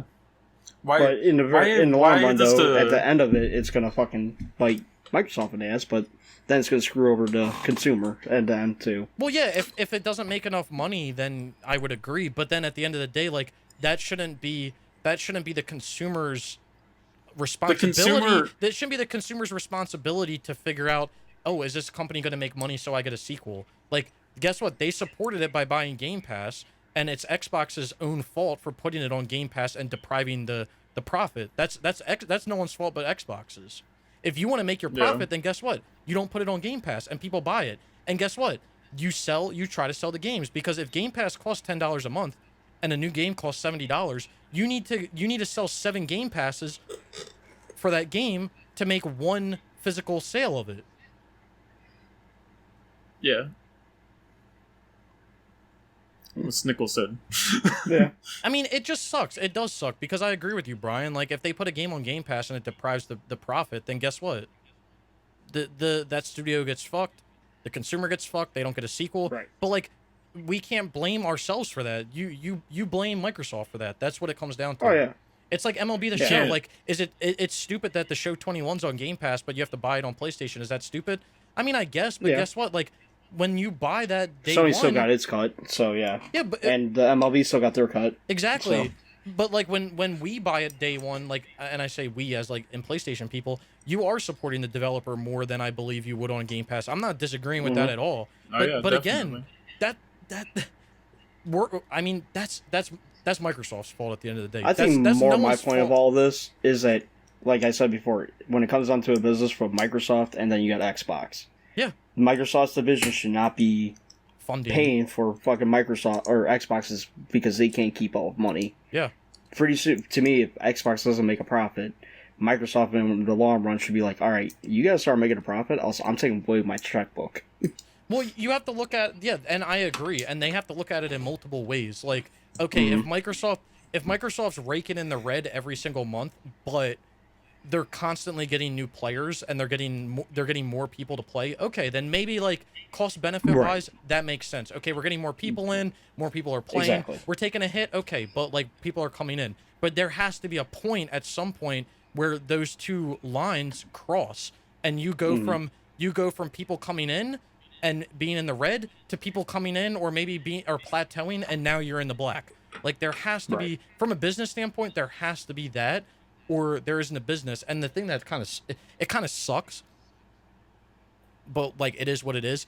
Microsoft or Xbox has the backing from Microsoft, so they can kind of make stupid decisions like buy Bethesda and see how it pans out. Whereas like Sony necessarily can't do that, and they have to be a little smart with their money. And guess what? Guess what we get out of that? We get good games because Sony knows what works, and we get games like Ghost of Tsushima, and we get franchises like Infamous, and we get our Horizon Zero Dawns and our Days Gones because Sony knows, and Sony puts the effort into making a game that they know is going to be good, they know is going to sell well, and they are going to and they're going to profit off of because they're smart compared to just saying, oh well, I got $8 billion. I'll just buy Bethesda. Like, if I had $8 billion, Bethesda would be the last fucking company I would think about buying. Oh, fuck yeah. Oh my I'll God. be trying to buy WB Games, in all honesty. Bethesda, like, that would... Okay, do they have good IPs? Yeah, don't get me wrong. Do they have dedicated fans? Don't get me wrong. They do. Every single one of their games is buggy as fuck. And maybe... And maybe Microsoft buying them, they're going to put in that level of QA/QC that will not have that happen. We don't know because we've not seen an Xbox run Bethesda game come out yet. But maybe that will be part of happen. it. Yeah, I mean, probably won't happen. It'll probably all stay within Bethesda. Fucking broken as shit still. Oh, it'll still be broken, no doubt. But maybe the thought is like, oh, we have a different QA/QC process. We can fix that stuff before it goes out. But like, yeah, Bethesda would be the last company I'd buy for fucking $8 billion. I think if you had $8 billion, in all honesty, I would buy WB Games. Honestly, I mean, they have good IPs. I don't know if I would necessarily... The only IP you'd get with that is Mortal Kombat. WB? Yeah. Yeah. Because you're not going to get Batman with it. WB owns Batman. Just because you buy WB Games doesn't mean you get Batman. No, but you could get the exclusive rights to make it for them, though. Yeah, you can if they allow you, but we're just talking about buying WB Games. Yeah, that means you're getting the studios and maybe Mortal Kombat. It would be more, I mean, yes, you would, that's the only IP you would get, but you would also pull in, you'd have to look at pulling in the connections that you have as well. And the developers, the good development teams and all that. Yeah. If I had, I think the better choice would have been Square Enix. To me, what it comes down to is like I don't think you'd have to look at it, but like I don't think I would if I had $8 billion. Because with Square Enix, I don't think I would. With Square Enix, you get Final Fantasy, you get Kingdom Hearts, you get. I can't think of the other shit ton of Square Enix Tomb Raider. Kingdom Hearts only goes so far. Tomb Raider. You get Tomb Raider. You get what's that game? I think Sleeping Dogs. They Sleeping Dogs. You get Life is Strange. You get Deus Ex. True Crime. I think is technically theirs. True Crime, and then along with that, you get Luminous Studios, which comes with Luminous Engine, which is one of the best engines out there. Okay. You get Crystal Dynamics. There's way more to get from Square Enix than WB Games. I mean, the thing is though, like if I had $8 billion to buy like assets for gaming, like I don't know if I would straight up buy a studio because I feel like that's kind of like monopolizing. Like I feel like I would try to buy like IPs and stuff more than buying like the studio. Like imagine if Microsoft came out and they said we just bought the Fallout IP for $2 billion. Like Bethesda's still a company. Bethesda can still make what they want to make, but now Microsoft owns the Fallout IP, which means Bethesda can still make it if they want to, but now Microsoft owns that IP. I think it would be smarter to buy IPs than it would to buy a company as a whole because, I mean, I don't know. That's just the way that I look at it. I feel like if I went that route, though, I would just have Obsidian make it for me instead of going out through Bethesda. And that's the thing. Like, if you buy the IP, you control the IP. You control who makes the IP. You have the profits of the IP. Like, you have all of that, and you have the freedom to have whoever you want. You can outsource it to whoever you want to. Like, I don't know. I think, buying a whole company... And I also feel like buying a whole company would be like a pain because of structuring purposes. But then again, at the end of the day, then you got to look at how many people get mad at you because you bought an IP, their favorite IP. I would. Right. That you have to look No at matter that. what, damned if you do, damned if you don't. Exactly. I would do exactly. I would do what Sony's doing right now and just fostering existing and new studios. Oh yeah, that I agree with. I love that idea. Who's the new one? It's I forgot the name of the company I don't now, know. but There's they're, like a new one popping up every single month, I feel. Well, the newest one was about the people that made Zombies, right? Call of Duty Zombies, that team. Vincent that one, was his name? Oh yeah, I forgot the Deviation, I think. Yeah, that's Deviation, a deviation. yeah. To me, that was a good choice. That was smart. You know. Well, I don't think like companies like Microsoft and Sony should be buying these big companies that have multiple. Well, they don't IPs. own them. Well, like it's like I don't think Microsoft should be buying like Bethesda, and I don't think anyone should be buying like. I mean, I know it won't happen, but like no one should like Microsoft or Sony or Nintendo shouldn't be buying like EA or fucking Ubisoft or any of them. Like let those big companies stay as their own entities and make their own games and make new IPs and be the big dogs that make those big games. And because when you start to control them, then you have a divide like what's going on right now, where you have a company like Bethesda who's made franchises like Fallout and Elder Scrolls on multi consoles, and Wolfenstein and Doom on multiple consoles, and now it's like, oh well, we bought this stuff that's literally been fostered over decades on multiple consoles, and now it's only going to be sold on one console. Like it's kind of scummy. Yeah. Like I don't believe Assassin's Creed or Need for Speed should ever be like an exclusive. You know. No, maybe like content on it. Like okay, sure. Like Xbox wants to pay some money to have exclusive robes in Assassin's Creed or an exclusive car in Need for Speed, sure, like whatever. If they want to pay the money, that's fine. Sure, fucking do it. I mean, they did that that's happened with Call of Duty, where like PS3 has had exclusive like guns. Like I remember when I played Black Ops 2, like PS3 had the Peacekeeper. That was an exclusive PS3 gun on Black Ops 2. Well, PS4 and PS5 right now, they get the DLC first. That's it. Yeah, but Xbox used to get that, but they fucked up. So. Exactly. Yeah. But it's all through the marketing, though, and who pays for it. I don't even think they get the DLCs first now. I don't think anyone gets the DLC first now. No, when the new... Well, no, when the... what's the new one? Cold War, right? Cold when War. Cold War came out, Microsoft or Sony got the... They got the first got the DLC Onslaught first. mode for free or something like that. Yeah, that's really But I don't think, like, the big DLCs, like multiplayer DLCs. And they got the beta first. Sony got to do the beta and all that first. But imagine Sony buys Activision and then Call of Duty's only on PlayStation. Or like imagine Nintendo, this would never happen, but imagine Nintendo buys Ubisoft and to play Assassin's Creed you have to own a Nintendo Switch. Like that's the type of shit like even more horrible. Yeah, like it's just like shit like that should not be like allowed. And like I know that comes up as like laws in the US of like monopolies and stuff. Like I don't know if I would necessarily consider this a monopoly because there's still so many other competitors, but like it's just to me like okay, Microsoft did it, cool.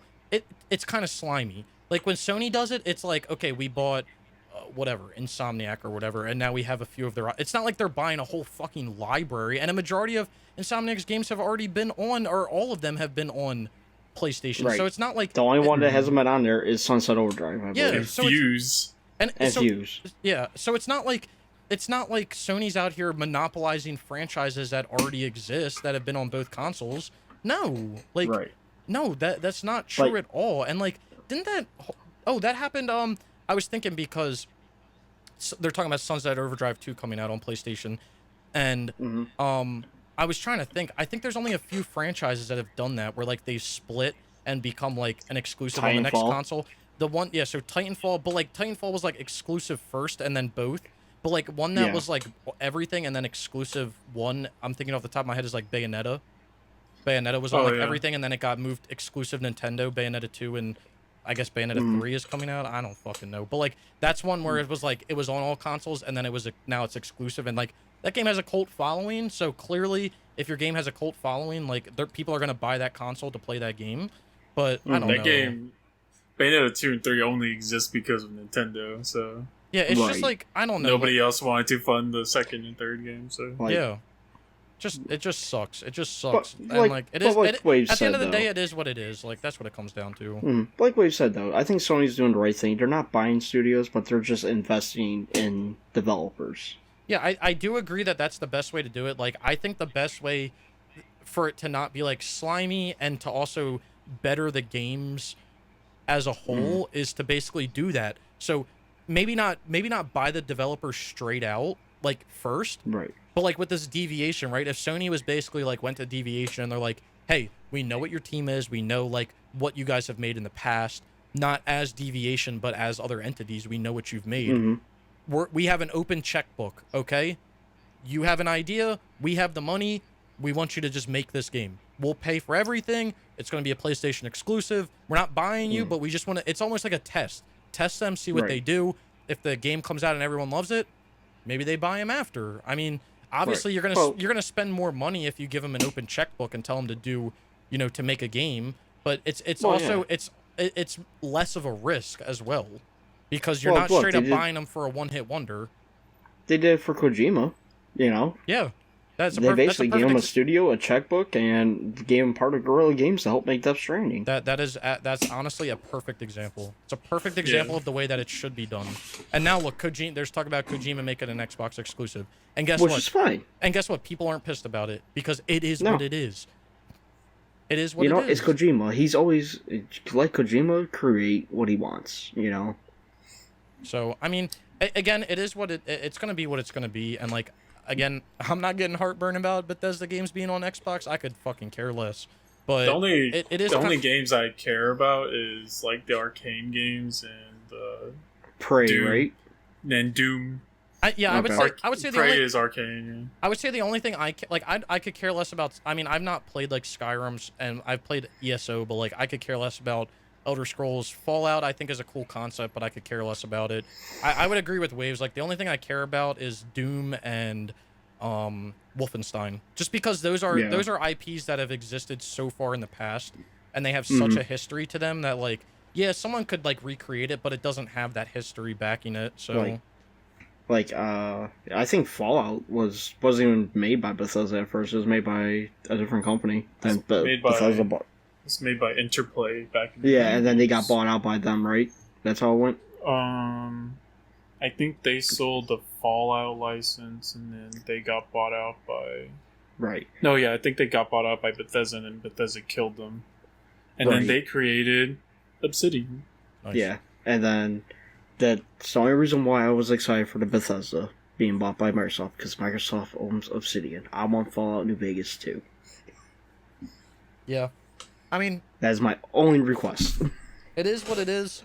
I think we all agree competition is always good for the consumer because we typically will only be rewarded out of it. But like the whole fanboy thing just needs to stop. Getting back to the original like topic, like the whole fanboy needs to stop. And like on both sides. Yeah, but like it happens. Okay, shit happens. I mean, I'm not gonna say something like this has ever happened before, like this big of a company. But like, at the end of the day, it is what it is, and no one, whatever we say, isn't gonna control the outcome. It's not going to control what game. Like little Joe Schmo on the internet saying, well, this isn't fair that we're not getting an Elder Scrolls game. Guess what? Microsoft doesn't give two fucks about you, Joe Schmo. Okay, so guess what? You want to play the game, you got to buy it on their console. You bitching about it ain't going to do a damn thing. They don't care. Right. Yeah. You're not paying their bills. Said, if I really want to play the game, I'll either, like I've been talking about buying a new PC, but play it on PC, or buy an Xbox. No big deal. Yeah, buy the refrigerator. Or, they made a mini fridge now of that? Yeah, they did. That's hilarious. They're embracing they got a big fridge, they got a mini fridge of it now. That's kind of cool. They're embracing the meme, I love it. Like, and I give Microsoft credit for that. They at least embrace the shit, so. Hey, man, my $70, when I buy that game new, my $70 is paying bills, right? It's paying all the bills, right? That means it doesn't need to be an exclusive because I'm paying the bills with my $70. Did Microsoft say yet if their first-party games are going to be like $70? Oh, no, I don't know if they announced that. All they've been talking about is Day One Game Pass. That's all you hear from them. Yeah, which again is fucking stupid, but like whatever. Because I'm guessing Halo Infinite's going to be $60 since it's going to be on Xbox One also. Yeah. Probably. I mean, it would make sense, but it is what it is. It gonna be what it All, gonna be. all I know, this winter we got Horizon versus Halo. But one more thing I want to add: even though we got Starfield being Xbox exclusive, and I was watching one YouTuber, he made a very good point. He's like, Sony just needs to come out with their own space game, and that one rumor from Corey Sony Barlog Santa was Monica. yeah, Sony was a space game, and you know what? I would love to see that too. Space game, Sony versus Microsoft with that. Who makes a better space game? But I still don't believe that fucking Starfield is coming out in 2022. I do not believe that for an instant. No, I don't. I wouldn't just believe want- that either. I just want Sony to just widen their portfolio more. Oh yeah, Like their I portfolio agree of with you, games more. Because I'm done playing sad dad simulator. Well, Well, I think with Microsoft buying Bethesda, even though it kind of sucks because we lose I mean again, it hasn't been like confirmed. We've lost more or all less, the but, like, Western RPGs. yeah, I was gonna say that's one thing that I think Sony's going to have to innovate on is they're going to have to make Western RPGs, and like that's what it's gonna have to be because they don't have that. Like, to be fair, they don't have really any RPGs that are like that. I would say like the most RPG-y game they have is like recently is like Horizon. Yeah. and I wouldn't really consider that a full RPG No, either. then that's so- not even full RPG. That's RPG to the extent of like you can create the I'd say- Aloy build you want, even though it doesn't fucking matter. But like no, like something like Skyrim or like Fallout where you have control over like statistics and stuff. Like Right. we don't have shit the like the closest thing is God of War, but even then it's not like that big. that. Yeah. Right. Yeah, I mean it's I'm definitely just- it's definitely gonna be interesting to see if Sony innovates and makes a game like that. Sony needs a Western RPG and they need a shooter. Desperately. Haze, baby, bring Haze back. Haze can be the new I'm Halo guessing- killer. I'm guessing Killzone's not coming back because they killed like the website and stuff. But Right.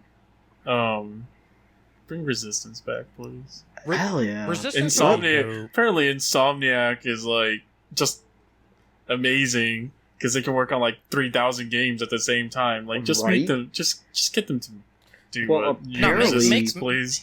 Let Blue Point make a remaster of all, or a remake of all No. three. Yeah, No, I would no. I would love to see that as like step 1 or even like step 2, but no, I think and there's we don't know what's gonna happen, but wasn't Guerrilla supposed to be working on like some competitive game that's gonna compete with like Siege or something? Yeah, the they're second team for beats Gorilla is supposed to be working on it. Yeah, I mean, I don't know. And now But we they have Firewalk Studios, I think is their name, which is making another multiplayer game, and then that Deviation Games is making another multiplayer game. I think like first And then person like there's that- shooters is just like on like exclusives are just hard. Like I think on like both consoles like Halo is the only thing that's ever been like super successful. I just want like a fun first person shooter. Like, I'm not even talking. Like, I don't want it to be like Call of Duty where I'm like behind cover and shit. I want it to be like Halo. wacky fucking like crazy ass fucking gun designs. Like, go look at like the first Prey from 2007. This like guns like guns from back then. Like the first Resistance and Resistance 2 with like just moving parts on the gun and shit. Like, can we just have that back, please? You remember? You know what my favorite weapon in the first Resistance was? The fucking hedgehog fucking grenade. Yeah, that one's good. That thing was fun. And it would stick people to the walls and all that. I love that damn thing. That thing was awesome. You know what I would love to see? So like I would love to see a new first person shooter because I feel like that's been lacking. I would love to see something that competes with like Destiny. You know what game they need to bring back? Like Anthem. No. PlayStation All Stars. No, I'm talking about like a first person game, but like structured like the original Destiny, not like what Destiny is today, like the original Destiny. Like actually have fucking content, actually give a reason to get on every day and play the game, and not some bullshit like we need microtransactions. Like I don't fucking care about any of that, man. Let the hardcore gamers be the one that are getting the rewards at the end of the day. I think that's what that. Because didn't they get one? Didn't Sony get one that's like expunging studios? Yeah, they did, I think.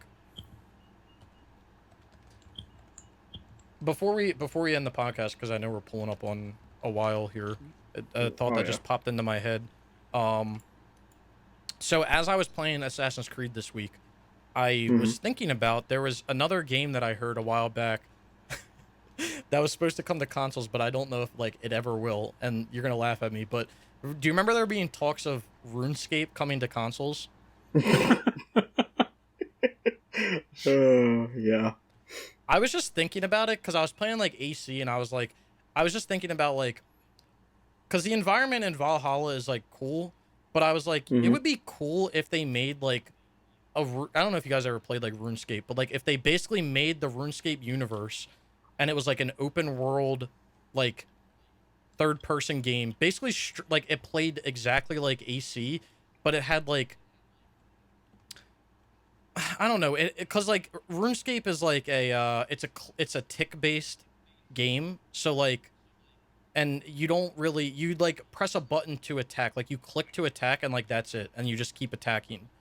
I was like, it'd be cool if they like restructured the combat, but like you were just in like the RuneScape environment, and it had like all the same quests and everything. I don't know how that would work. I was just thinking about that today or the other day. Like that'd be kind of interesting. So kind of make like a Kingdoms of Amalur, but like for RuneScape. Yeah, exactly. Like it wouldn't be like the OG RuneScape like combat system. Like it would be more of like a button mashy system, and there was still like all the skilling and everything, but you had like all the characters and the quests and the armor and just like like the RNG like aspect of it. Like to me that would be so cool, but again that would take like a lot of restructuring. But I was just thinking about that because I was kind of missing RuneScape. Like I'm not gonna go back and play it, but I was just like thinking about it, and I was like, game is just so much fun. Like I could literally play that game and nothing else for the rest of my life and be happy. Did I tell you my account got like banned? Didn't you get like hacked or something? Yeah, apparently someone hacked my account and then got banned. Well, that's because what people do there is they like instead of they'll like hack accounts, and then they'll like bot the accounts basically, because obviously if you're like botting on an account that like you're only botting on, it's like obvious to tell like what you're doing. So they'll hack accounts that have like made progress so it looks like they don't bot, and then they'll just use them to bot. So that probably happened to you, Waves. Rest in peace. It's alright. But I was just thinking about that. I was like, I love the RuneScape environment. I love the maps. I love the armor. I love the quests. Like, I love everything about that game. I love the skilling. But, like, if they were just able to restructure the combat and the skilling somehow, like, I think it would be, like, a fun game. Obviously, it wouldn't play like the OG RuneScape, but, like, you would have the environments and stuff. It'd be interesting to see RuneScape, like, in a more realistic, like, sense. Or, like, with, like, high poly models and stuff like that.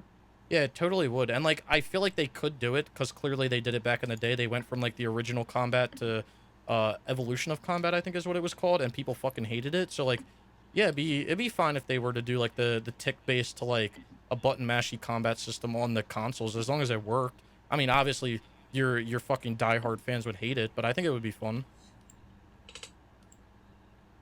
Definitely a different experience. But anyway, that was just a random thought I had. Yeah, that was a decent random thought.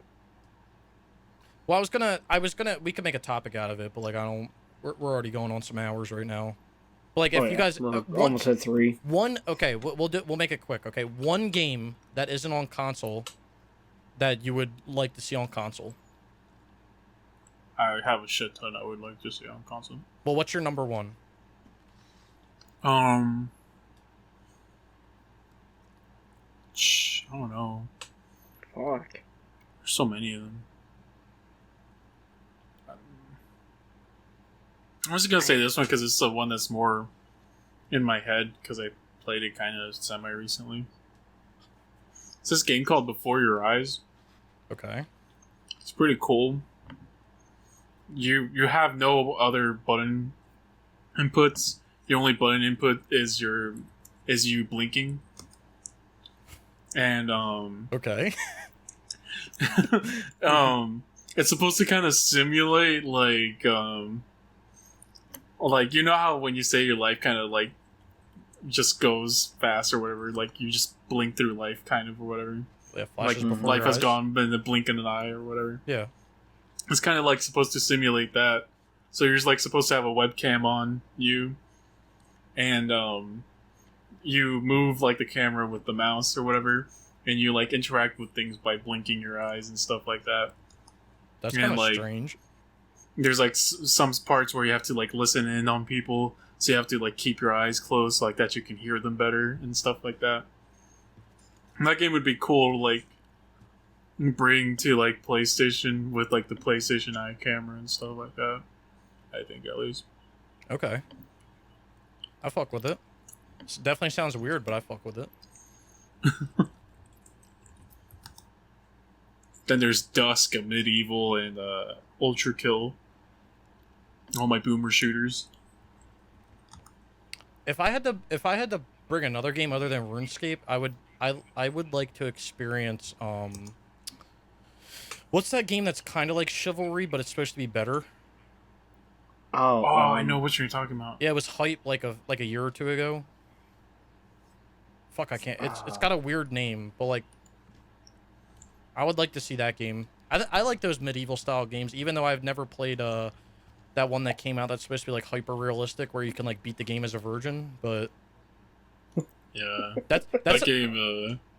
Waves played it. Yeah, Game's something else. yeah, Waves played it. I forgot about that, but I feel like me personally, I feel like another genre or style of game that just is not utilized as much as it could be is like games taken during the place of like knights and stuff. I've always wanted a game that's like set like during the Aztec times. That'd be dope too. Right. That would be dope. Shit. I just feel like I would love to see like I know like this is just me thinking outside the box. I would love to see like a Game of Thrones game, like a true Game of Thrones game that's like basically the style of like The Witcher, Mordhau. except in that universe. Mordhau. Yes, that's what it's called, Mordhau. Yes. Oh. But I would love to see like I know they already made a Game of Thrones game, 2 of them, but like I would love to see like a true Game of Thrones game that, and they again, there's so many things that they could do with it because it takes place throughout so many years. This game would never get made just because like the time period we live in right now. What, But it Mordhau? would be so the one I'm about to say right now. It'd be so cool to see like a game set during the Civil War. Dude, I love Civil War games because of the history, not because of like what happened, but like just the history behind it. That's why I love like AC3. I played like some where it's just like RTSs, but I think it would be like super cool to go like make it a first person shooter game and like you have to like load it like how you would have to load like the old rifles and shit like that. Yeah, Actually, like a Minuteman.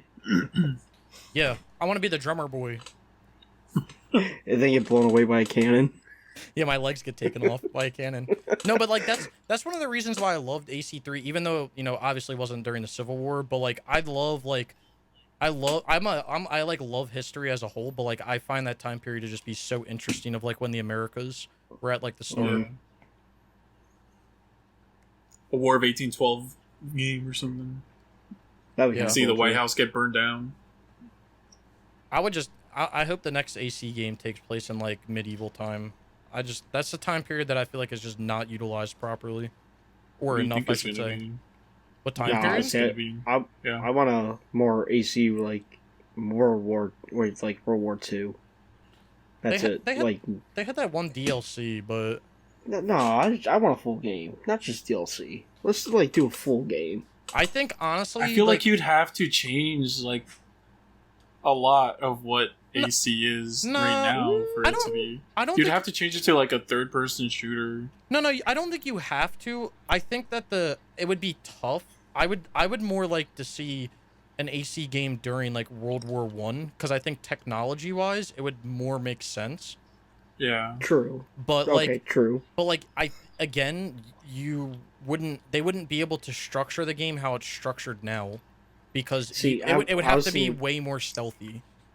I was thinking World War II because you'd be like an assassin going around killing like German fucking not German Nazi fucking generals, you know, Yeah, and all that. Those are your lists, and that's how you help change the tide of war and all that. yeah, it would have to be way more. It would have to be way more based off of social stealth, though, because like the way Hmm. the new ones are, it's just like button mashing combat. Like you couldn't do that with like you couldn't use the structure that they use today with that time period because the Germans would be like, "Here's my MP40, you're dead." Yeah, I just really want my feudal Japan game. Yeah, that'd be kind of cool. that's what everyone wants, but I have a feeling that game will not come out for a long time just because I don't know. It's been such a touchy topic because everybody has been they've been asking for that since like day one, basically. Honestly, Or like, I wouldn't mind them going back to like the like basically like the Prince of Persia, like Persian times or something. I think that'd be dope. But I mean, new Prince of Persia game in general would be dope. yeah, that Yeah. would be dope too. You know what other game I'd like to see? Again, I was thinking about it while I was playing AC Valhalla just because of how beautiful Ubisoft's water physics are. A pirate game, a true pirate game. Arr. Rest in peace, Skull and Bones. Yeah, rest in peace. But no, like a true. I mean, At least maybe we not got rest in Avatar. peace, but maybe. But like, I would love to see a true pirate game again. Another time period that I just feel like it's not even utilized at all. Like, and it would be so easy to make games like that. Right. That's Yeah, right. actually, you know which pirate style I loved the story I wanted to hear more from, actually? Too. Uncharted 4. With, like, when they talked about all the pirates and all that, I would love to see, like, that, like, the whole fucking story of that. I mean, it'd be cool, man. Like, I just feel like pirate games as a whole have been something that have just Mhm. been left in the dust. Like, you know, Uncharted 4 built up this whole big thing for all the pirates, like a pirate paradise and all that, and we just saw, like, the downfall of it, like, what happened in that, and we know how it ends, but I'd love to see how it got built, and how it survived, and how they defended it, you know? Yeah. I mean, But that's just me. yeah, I guess time will only tell what games are made, but games are definitely not as games are definitely more conscious of what they do, and I feel like they're more soft nowadays because they don't want to offend people. I mean, Man, they're all templates now. Yeah, I mean, Every game is a template now.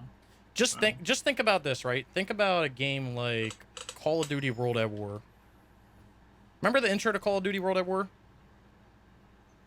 You get your dude's throat slit right in front of you. Yep. Do you ever think that you would fucking see that in a game nowadays? No. Especially the intro to the Sadly, game. no. Well, in Modern Warfare, you can shoot a baby, so... I mean, yeah, I guess that's true, but like, it's just I just feel like you don't see shit like that in games anymore, and it's just kind of games are just getting soft sometimes. Yeah, I agree. I Like think that. games are just templates now. That's why every game just feels the same. That is true. Every game wants to be this game's killer, Yeah, fuck that. whatever it is. So it just kind of sucks, but whatever.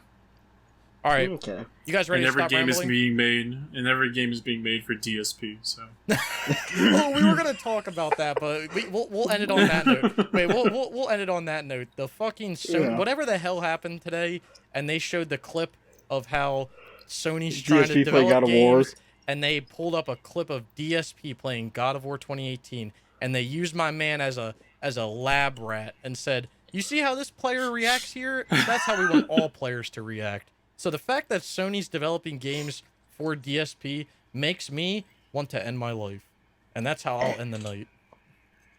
Fair use.